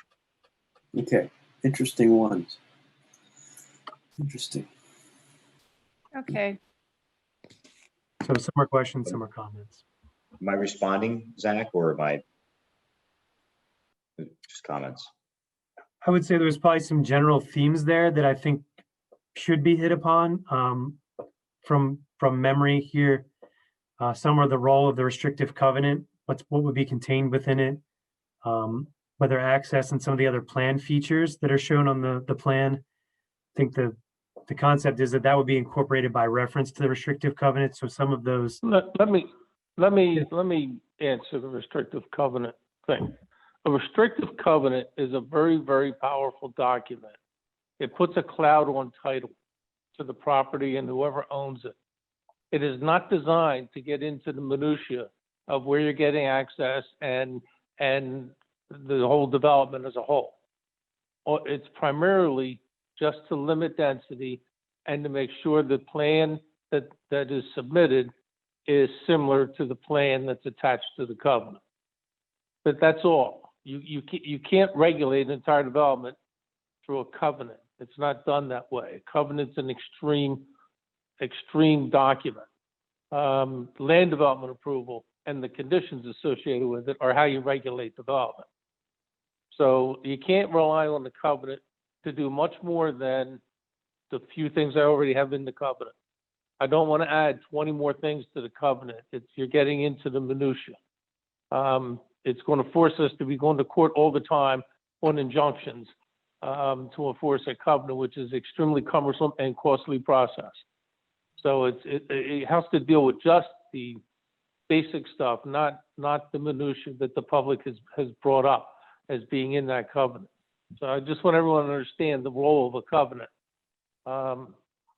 It's not in lieu of land development. Yeah, we just, if I could piggyback on that, I agree. We definitely can't be making this an overly cumbersome document, but some of the ideas that were expressed in these comments, like the emergency access to Mill Lane, the trails, essentially the preservation of the remaining areas not to be developed, and some of those broader concepts are encapsulated in that covenant, or would be encapsulated in that Yes. covenant. Yeah, we have that. We have some of those things covered in the covenant. But it's not going to cover, I mean, the developer hasn't even engineered the plan yet. So you got to allow some wiggle room for engineering. You know, ideally, when I do a rezoning, I require an engineered plan, which is what I suggested in this case, so that we have all those details worked out, and I can point to the plan, and we know what we're getting. In this case, it's not being done that way, so I can only covenant things that don't hamstring the developer when he goes to engineer the plan. So I can say the trail should be in the approximate location they're going to be in, but if they end up being in wetlands or floodplains or steep slopes, then they can't be. And you only know that through an engineered plan. I can say certain streets are going a certain direction, but it's not going to show what the cross section of the street is unless it's an engineered plan. Mm-hmm. So there's only so much I can covenant based on just a sketch. In many of these things, and this is Jason speaking, I want to clarify, I heard a lot of comments, and I respect everybody's comments. Everyone has a right to, and I respect everyone's right to voice their opinion. And obviously, we spent a great deal of time with this property and better understanding it. I want to make something very clear. I don't live at Moorstein Road. I live at 1547 Moorstein Road. And yes, I live in this community. Whether I live on Oak Glen, or whether I live on Mill Lane, or whether I live at 1547 Moorstein Road, I am a member of this community. So Todd said that I offended him. I'm offended that somebody thinks that I don't care about this community because of the street that I live on. That's disrespectful.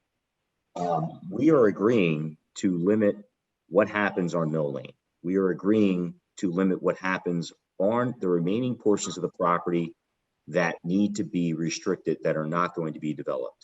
So any of the nearly 50% of the total gross acres of this real estate that we're not developing, we are restricting that doesn't get developed.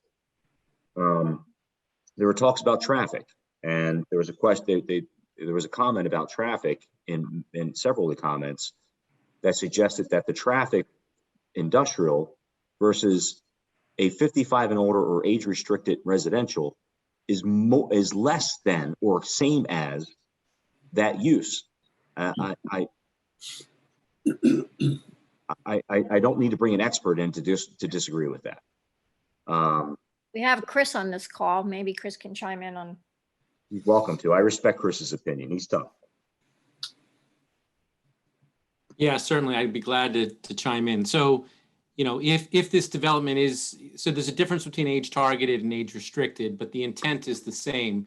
So if this project ends up building out with, in the spirit of an age restricted or age targeted development, then yes, traditionally those types of residential communities generate, I'll say much less traffic than a conventional residential community, whereby you have fewer residents per home. Many of them may be retired, so they're not traveling during typical commuter peak hours, they're traveling at off-peak hours. So yes, by very definition, age targeted or age restricted, if it pans out in that fashion, that type of community will generate less traffic than a conventional residential community. Then compare that to a warehousing development. You know,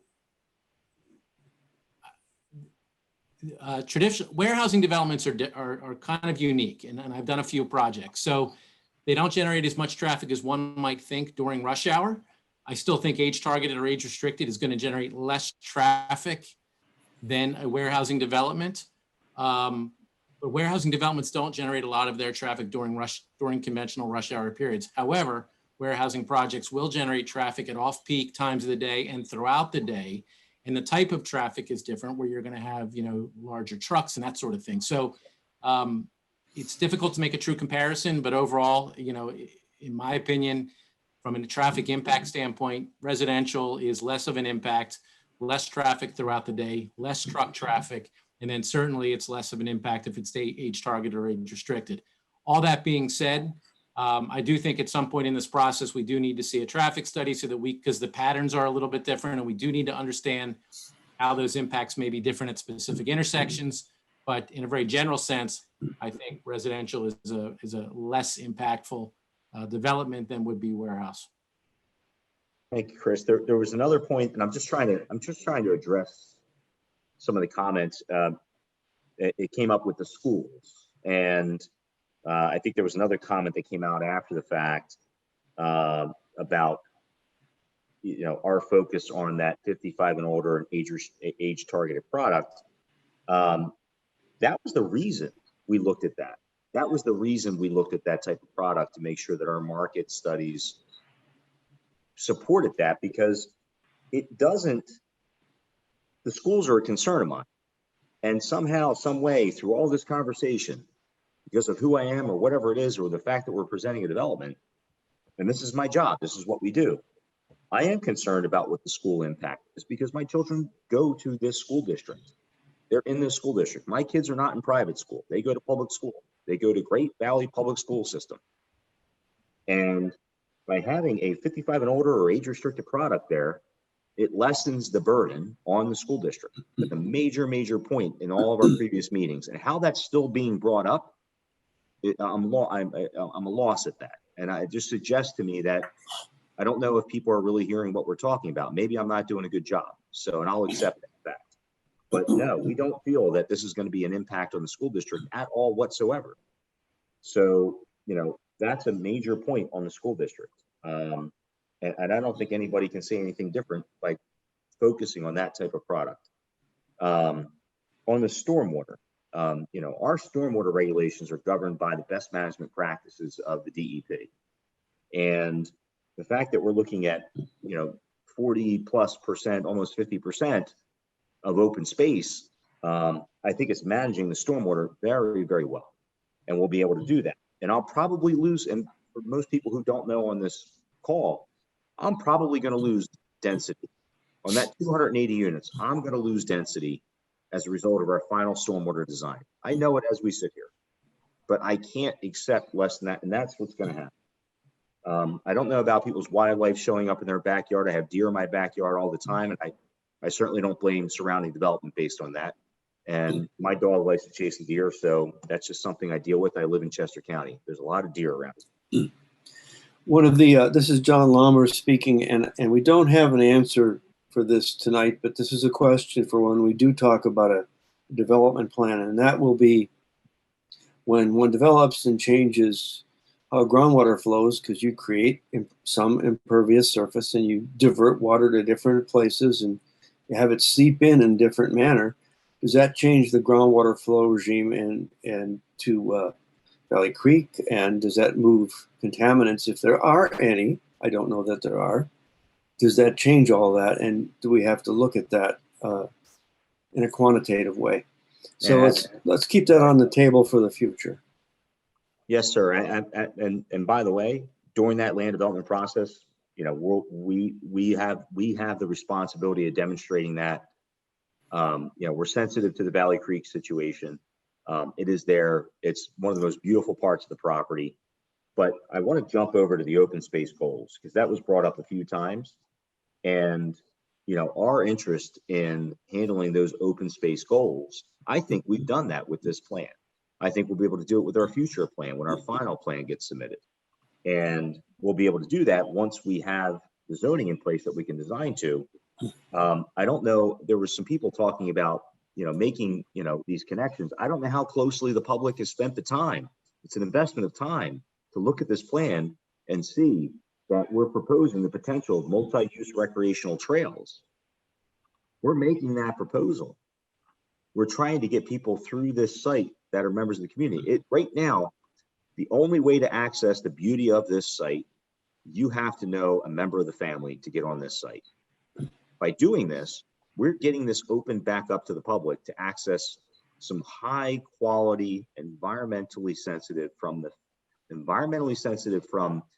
the exceptional value, right? Many people don't understand what exceptional value is, but we're giving them access to portions of Valley Creek that are otherwise inaccessible to the public. And that's what this plan does. And as far as the open space is concerned, Jason, I'm sorry, I think I misunderstood you. Did you say that someone would have to know somebody to get onto the property? I believe you do. You have to know the owners. It's Oh, private property. Right now, Yeah. you're saying. Oh, I thought you meant in the proposed age-gated community. No. If I led that answer away, I apologize. Where are there planned parking lots for this access, this public access that you're talking about? There are, and if Zach, I don't know if you can zoom in, you can see here, in between both sites, we've got some public parking opportunities that are within this plan, where Zach's highlighting. Thank you, very technically savvy. So we're trying to provide people access to this property. My vision for this thing, once it's all said and done, we can have, right now, Great Valley Cross Country runs around, the high school. I know they run down Mill Lane. They have nowhere to run. Once this is open and some portions of this are open up to the public, we can have Great Valley Cross Country running through here. We can have the mountain bike club coming through here. This is a beautiful piece of property that a lot of people have not been able to access under private ownership. And we're going to be able to open this up to the public. And that's the idea. And anyway, so on the open space, that was my point. And it's on the plan. It's what we're trying to do. And obviously it's subject to the authorities having jurisdiction over those portions of the property. I just want to piggyback there if I could, Jason. There was a comment about the open space, the fee in lieu, the park fund. And I believe what that's getting at is that, generally for a residential unit, there's a fee associated with that goes to the park fund that allows the township to do capital projects, acquisition, things like that. That aspect of this plan has not been evaluated. Obviously, the developer is proposing some trails and undeveloped areas. He's proposing multi-use trail and nature trails. So all of that will be taken into consideration, but there are specific code requirements that have to be evaluated to make sure that they satisfy the code requirements. All that to say, that's just not something, a level of detail we've gotten into on this concept plan that's been provided. The portion that is currently zoned R1 here to the western part of the site, the way that the developer is proposing it, and Jason, feel free to jump in, is that these areas would not be developed, so there wouldn't be a need for the township. I believe one of the questions was, would the township acquire it, or could they restrict it, or something of that nature? These areas would be essentially undeveloped and would be left open, so there would be not a need for the township to acquire them. Zach, I want to take that a step further.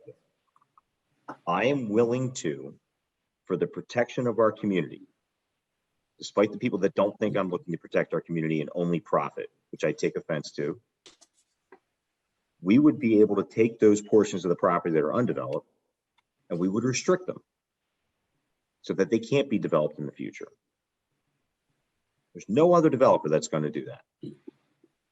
So once we're able to get, and we'll do this during the land development process too, is we can restrict the fact that whatever remains undeveloped stays undeveloped. That's already in the covenant, so yes, that's enforceable. Thank you. If I could just chime in here 1 second, we may be having a technical difficulty. I'm not sure if the live stream is still going here. I don't want to make the meeting longer unnecessarily, but there I believe there were one or two more comments.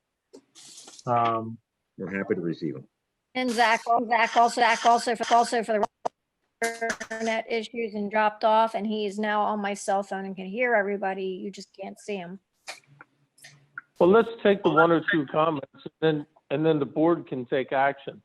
We were at the end of public comment anyway. Actually, seems like the live stream's still going, which is surprising.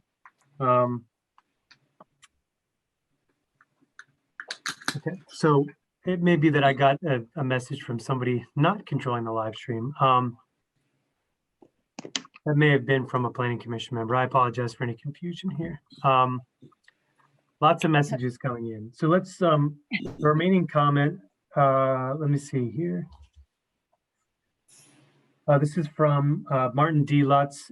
He said, would you kindly ask the developer to answer the questions asked by Martin Lutz Sr. and Martin Lutz Jr.? Yeah, public comment is the comment, not the cross-examination. So the developer can answer them or not answer them. It's up to the developer.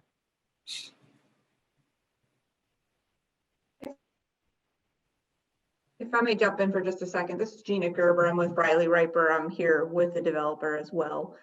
If I remember Mr. Lutz Sr.'s comments correctly, I think they were very specific as to where the mill access, emergency access was going to end, where the gate was going to be placed. And that, I mean, those are certainly viable questions, but they're questions that really can't be answered until land development. At this point, what's been stated, and I think what everybody understands, is that the access to Mill Lane is going to be restricted. The developer is agreeable to that, and it's going to be restricted for emergency access.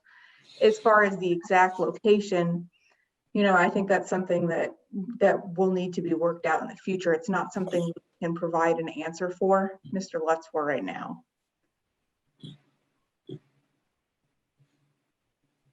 All right, so with that, is the board ready to entertain action? It's not in our comp plan. Well, The hearing scheduled for October 15th or 14, I think it is. That hearing is both to consider the ordinance and to have a hearing about the ordinance and vote on it if the board so desired. So this could be the last chance for this planning commission to weigh in on this plan, or at least for the rezoning. I'm okay with taking a vote, and if everybody else is. I'm okay with the vote. Sure. Okay, who wants to make a recommendation? Nobody? Could I ask that it's Jeff's earlier recommendation still on the table to vote pending review of further environmental? Yeah, I'll make the recommendation. Go ahead, Jeff. So I recommend to the Board of Supervisors to approve the request for rezoning. I don't want to read this whole paragraph. It's item number 3 on the agenda. Contingent upon an environmental report being supplied to the Board of Supervisors and the restrictive covenant also being supplied, which apparently is in the works. Do we have a second? Yeah, I don't want the restrictive covenant to be part of your motion. That's strictly a voluntary act by the developer, not a requirement of the township. Well, that Otherwise- question came up. I mean, that question came up from the public about what are we doing here if it's not enforceable? I didn't say it's not enforceable. It's not enforceable if it doesn't become, if he doesn't put it in place. Well, let me make a comment because I'm doing Yeah, I have a feeling, and it's only a hunch, that there isn't going to be a rezoning unless it's in place. So I'm trying to avoid contract zoning here by saying you got to give a covenant for a rezoning. All right, I The get covenant that. is strictly voluntary on behalf of the developer on how he wants to limit his property. I understand that it's And- completely voluntary, and we didn't put that requirement in. He stated when he began his presentation to the board that he was offering that up voluntarily. So, Yes. So I don't want it part of the, I'll defer to you. I don't want it part of a, I don't Yeah. want it part of a township recommendation All or right. a township requirement in any way. I'll defer to your expertise. Okay, so where were we here? So Tim, are you seconding? Oh, well, so yeah, if we're, Jeff said, pending, the environmental information being provided. Yeah, Right? is that okay? I mean, I don't see a problem with that. No, there's no problem with that. Well, I'm willing to strike. I understand your logic with the restrictive covenant language. Although somehow it might be expressed in the minutes that I at least said it, but so my motion stands except for we could just back up and take off the restrictive covenant statement. Right. Okay. Do we have a second? I'll second that the motion be put forth to the panel. All those in favor? Aye. One.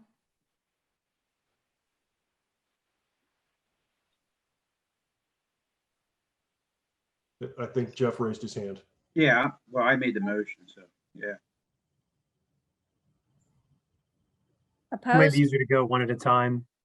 and Just kind of Nay. say. I'm trying to keep track on Zoom. It's hard. Okay, so, all right. Jeff, Tim, Dante, No, I'm going to oppose. I seconded that the motion be presented to the commission, the planning commission, but I'm going to oppose it. If that's possible. Yeah, that's possible. Yes, that's possible. Yeah. okay. Deb, you So want we to just have, do a quick roll call, like sort of one by one? yes, you keep track, Zach. We'll do. All right. All right, you want me to John, go? John Lammer. My vote is nay, with the statement that the reason is I would like to see that environmental information before I put a heartfelt vote in. Todd, Nay. Dante, Nay. Tim. Oh, you're already, yay. Okay. Tim and Jeff are the motion makers. Well, I said yay, obviously. I made the motion. Peter, Nay.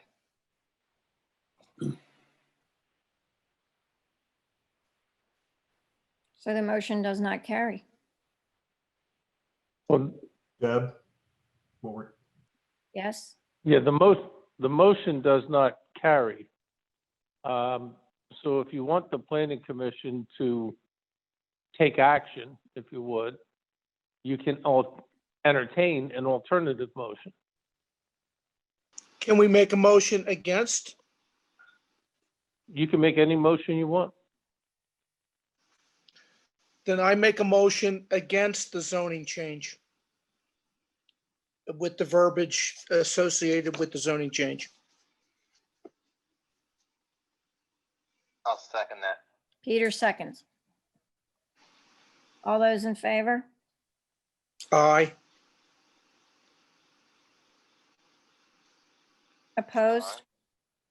Dante, John, Nay, I'm trying to understand this is, the So- nay doesn't mean I support what's there, right? Although I already did, but we got to make clarity here. There was a motion before the I commission. have a motion on the floor right now to oppose the zoning change, period.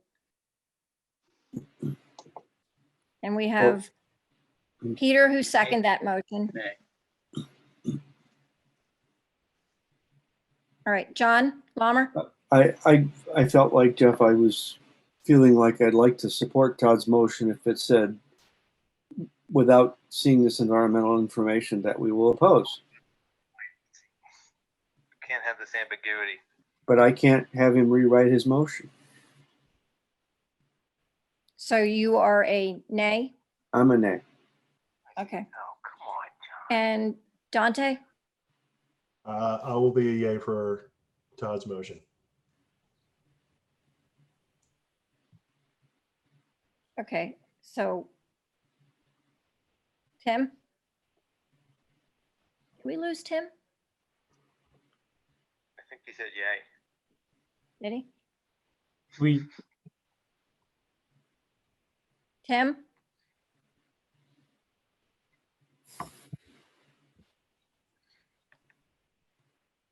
I guess Zoom turns off at 10 o'clock. Oh, no.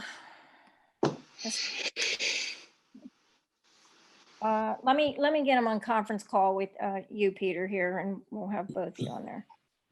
Do you have his number? This is a confusing one. How come I can't hardly hear Peter?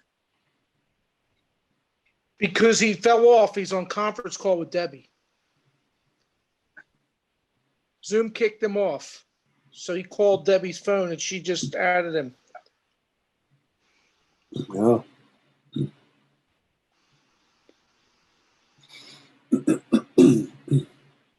Okay, hold on a minute. I'm still on.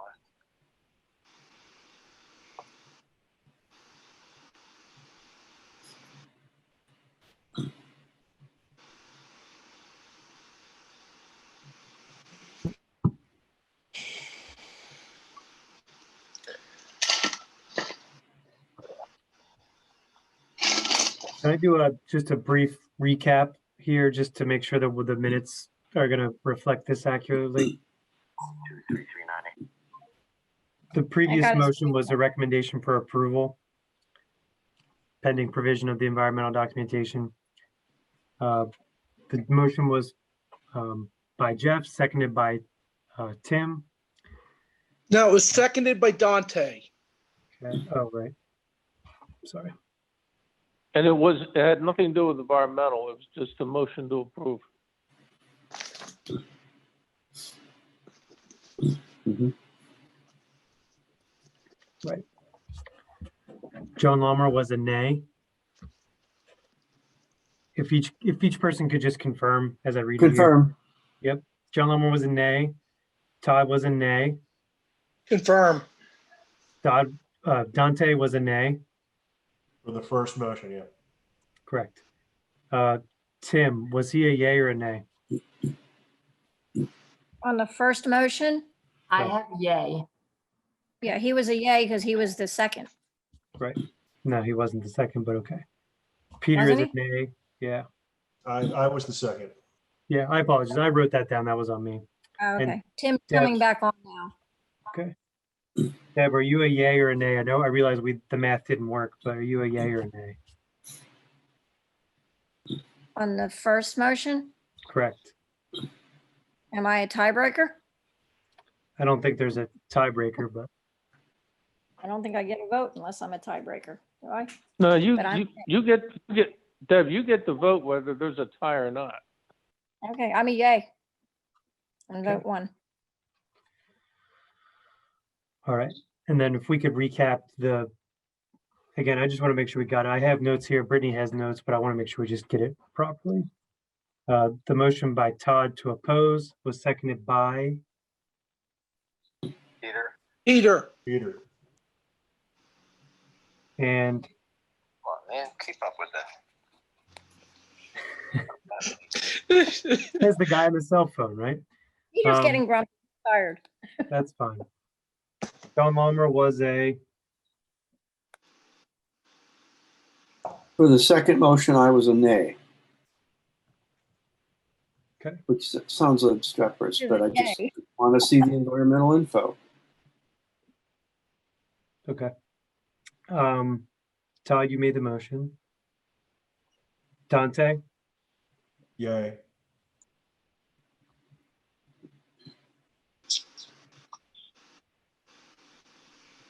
do we have Tim back? Tim's calling me now, hold on. Peter, you were a yay. Hang on, I'm merging them now. There. All right.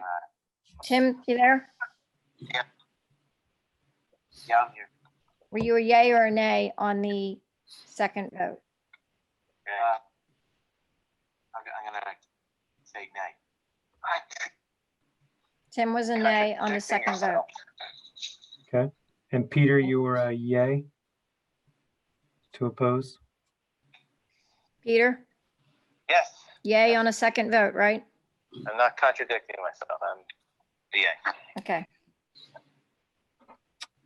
And Deb, Nay.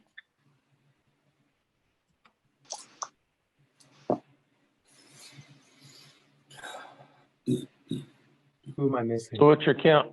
So it sounds like neither motion passed. That's correct.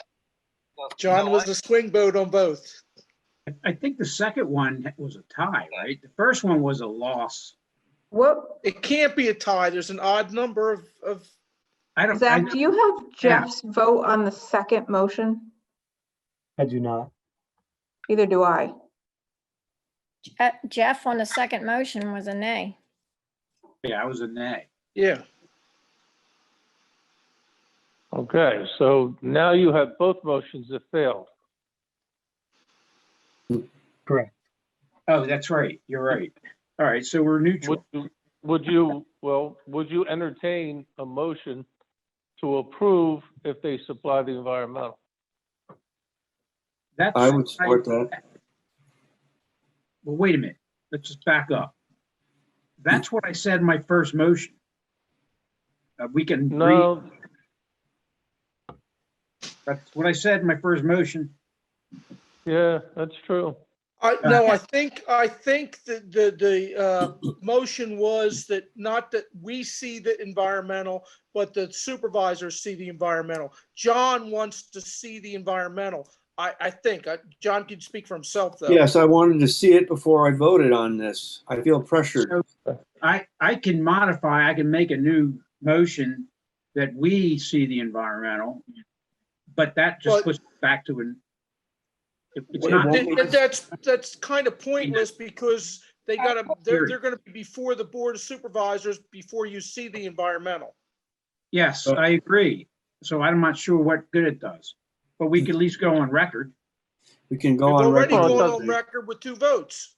And here's the other issue, guys. Let's be real here. I'm not an environmentalist and I don't work for the DEP. Okay, what I want is to know, is this the use we want? And that is going to get verified by the professional and the experts before he ever gets approval. So that's what needs to go down here. It's not us that needs to review For those me, environmental. Central to that question, is this the use that we want for this land, is the information to make that decision. And like I said before, I think this is a big deal and it's being, I'm not convinced. I see the vote coming in, I mean, the comments coming in the future. Why did you guys vote to support this without seeing the environmental information, or even oppose it without seeing the information? Well, my opinion on it is the environmental will impact as the same use evenly. You're still going to have people on the property. It's just, it is a different use. So the environmental is always going to be the same. That's constant, whatever the report comes back at. So residential is one, and if it's a negative environmental, the residential may not happen anyhow because of the report. And again, warehouses or business parks, the environmental will have an impact on that as well. So I'm not sure why it's being so weighted. And I do understand it would be nice to have, but we don't have it. And it is a purely use discussion now. You're right, Jeff. Yeah, I don't think the planning commission needs the environmental. I just need my environmental attorney to look at the environmental.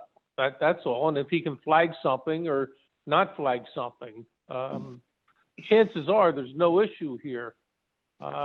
But I just would feel comfortable having my environmental attorney take a peek at it the planning commission doesn't really have to get into environmental. That's right. We don't want to, I agree, Joe. We don't want to see all the details. We just want to make sure that people are aware of it up and down the line.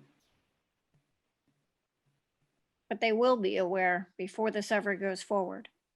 All right, so Can I ask my counterpart? Yes, let Peter ask a question. Peter, go ahead. With the environment being such a big subject at hand, can I ask you a very simple question?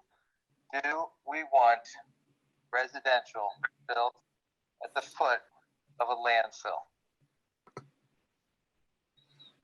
Do we want to say, please come live in East Whiteland and park yourself near this beautiful landfill? Do we want that? Or would we rather have that just be what it is, office business park?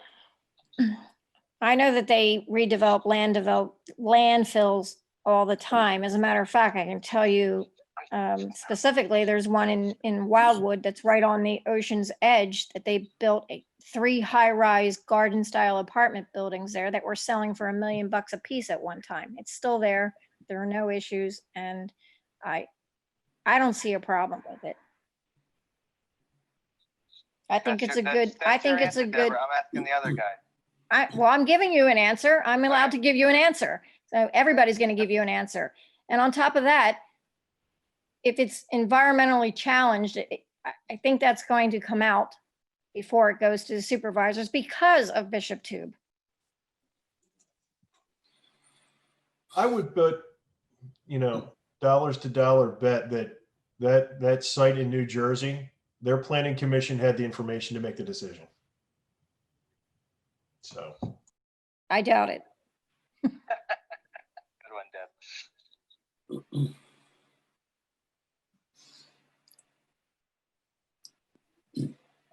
All right, well, it sounds like both motions failed. So there's no harm in that. Sometimes both motions fail. All right. there is no harm. So what happens now? So it goes to the only legal requirement is that you get to look at it. It's nice to get your input, but the only legal requirement is that it be served upon you 30 days before there's action on the ordinance. So you've satisfied your obligation of looking at it. You don't have to take action on it. So it's going to You're not move legally forward anyway. required. And it's going to move forward. They're going to decide without our recommendation. Right. And everybody's fine with that. So. All right. Put this They'll one to know bed. our Thanks. comments in our minutes, and they'll know that we deliberated on it, and whatever value that brings to them, it's not like we had no value because we didn't reach a consensus. Yeah, guys, I think this one's done, and it's almost 10:30. So can we move to the next agenda item? So much for 9 o'clock. And it was a discussion that had to be had. So we're done. It's good. Let's move to the ordinance amendment then, Zach. Sure. I think this one could be pretty straightforward. It's a zoning definition text amendment to modify the definition of medical clinic. And essentially what it would provide is that a patient at one of these facilities could stay for up to a 72-hour period for recovery, rehabilitation, et cetera, associated with any sort of surgery, outpatient surgical procedure they would receive at the facility. The existing code just limits it to 24 hours. We know that there are models out there that approach these types of things differently. And so in the spirit of these modifications we made to the code for these newer medical uses, it seems like something we would want to accommodate. Did we have this discussion with the planning commission? I know we did on subplanning, but Yeah, so this was actually before you last month, more for to get your feedback before it was actually advertised, before it went before the board. We will be having a public meeting in the future. It may actually be in November, not October. But what we're looking for is your official recommendation at this time. Yeah, I recall, I think we were all good with this, but everybody Yeah, can we were. comment.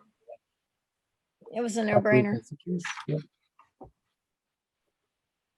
So what we would need then is a motion, a recommendation to the board. Who would like to make this motion?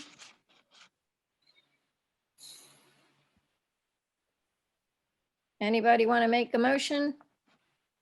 I'll make the motion to the Board of Supervisors to approve or to, It's all true. And here's something about the Green New Deal. Someone have the debate on? It sounds like. That I so seriously wanted to see, but anyway, go ahead, Todd. to what, okay, I'll make a motion to the Board of Supervisors to approve the ordinance amendments that are proposed for revised zoning definition of medical clinic. Do you have a second? Second. Peter? Peter spoke before John. Yeah, Peter did. All those in favor? Aye. Opposed? Aye. Motion carries. Thank you, guys. So can we adjourn the meeting then? Best meeting ever. Or do we have any additional public comments? There was just one, there was two comments. It sounds like the Zoom was maybe breaking up a little bit. Hopefully that was a reception issue on the viewer end and not something on the actual live stream, but we'll do everything we can to kind of post, touch this up in post-production and make it available for everyone to view later if they'd like. And there was one comment, Marshall Fritz was asking, I guess he was unable to hear the vote because of the issue I was just talking about.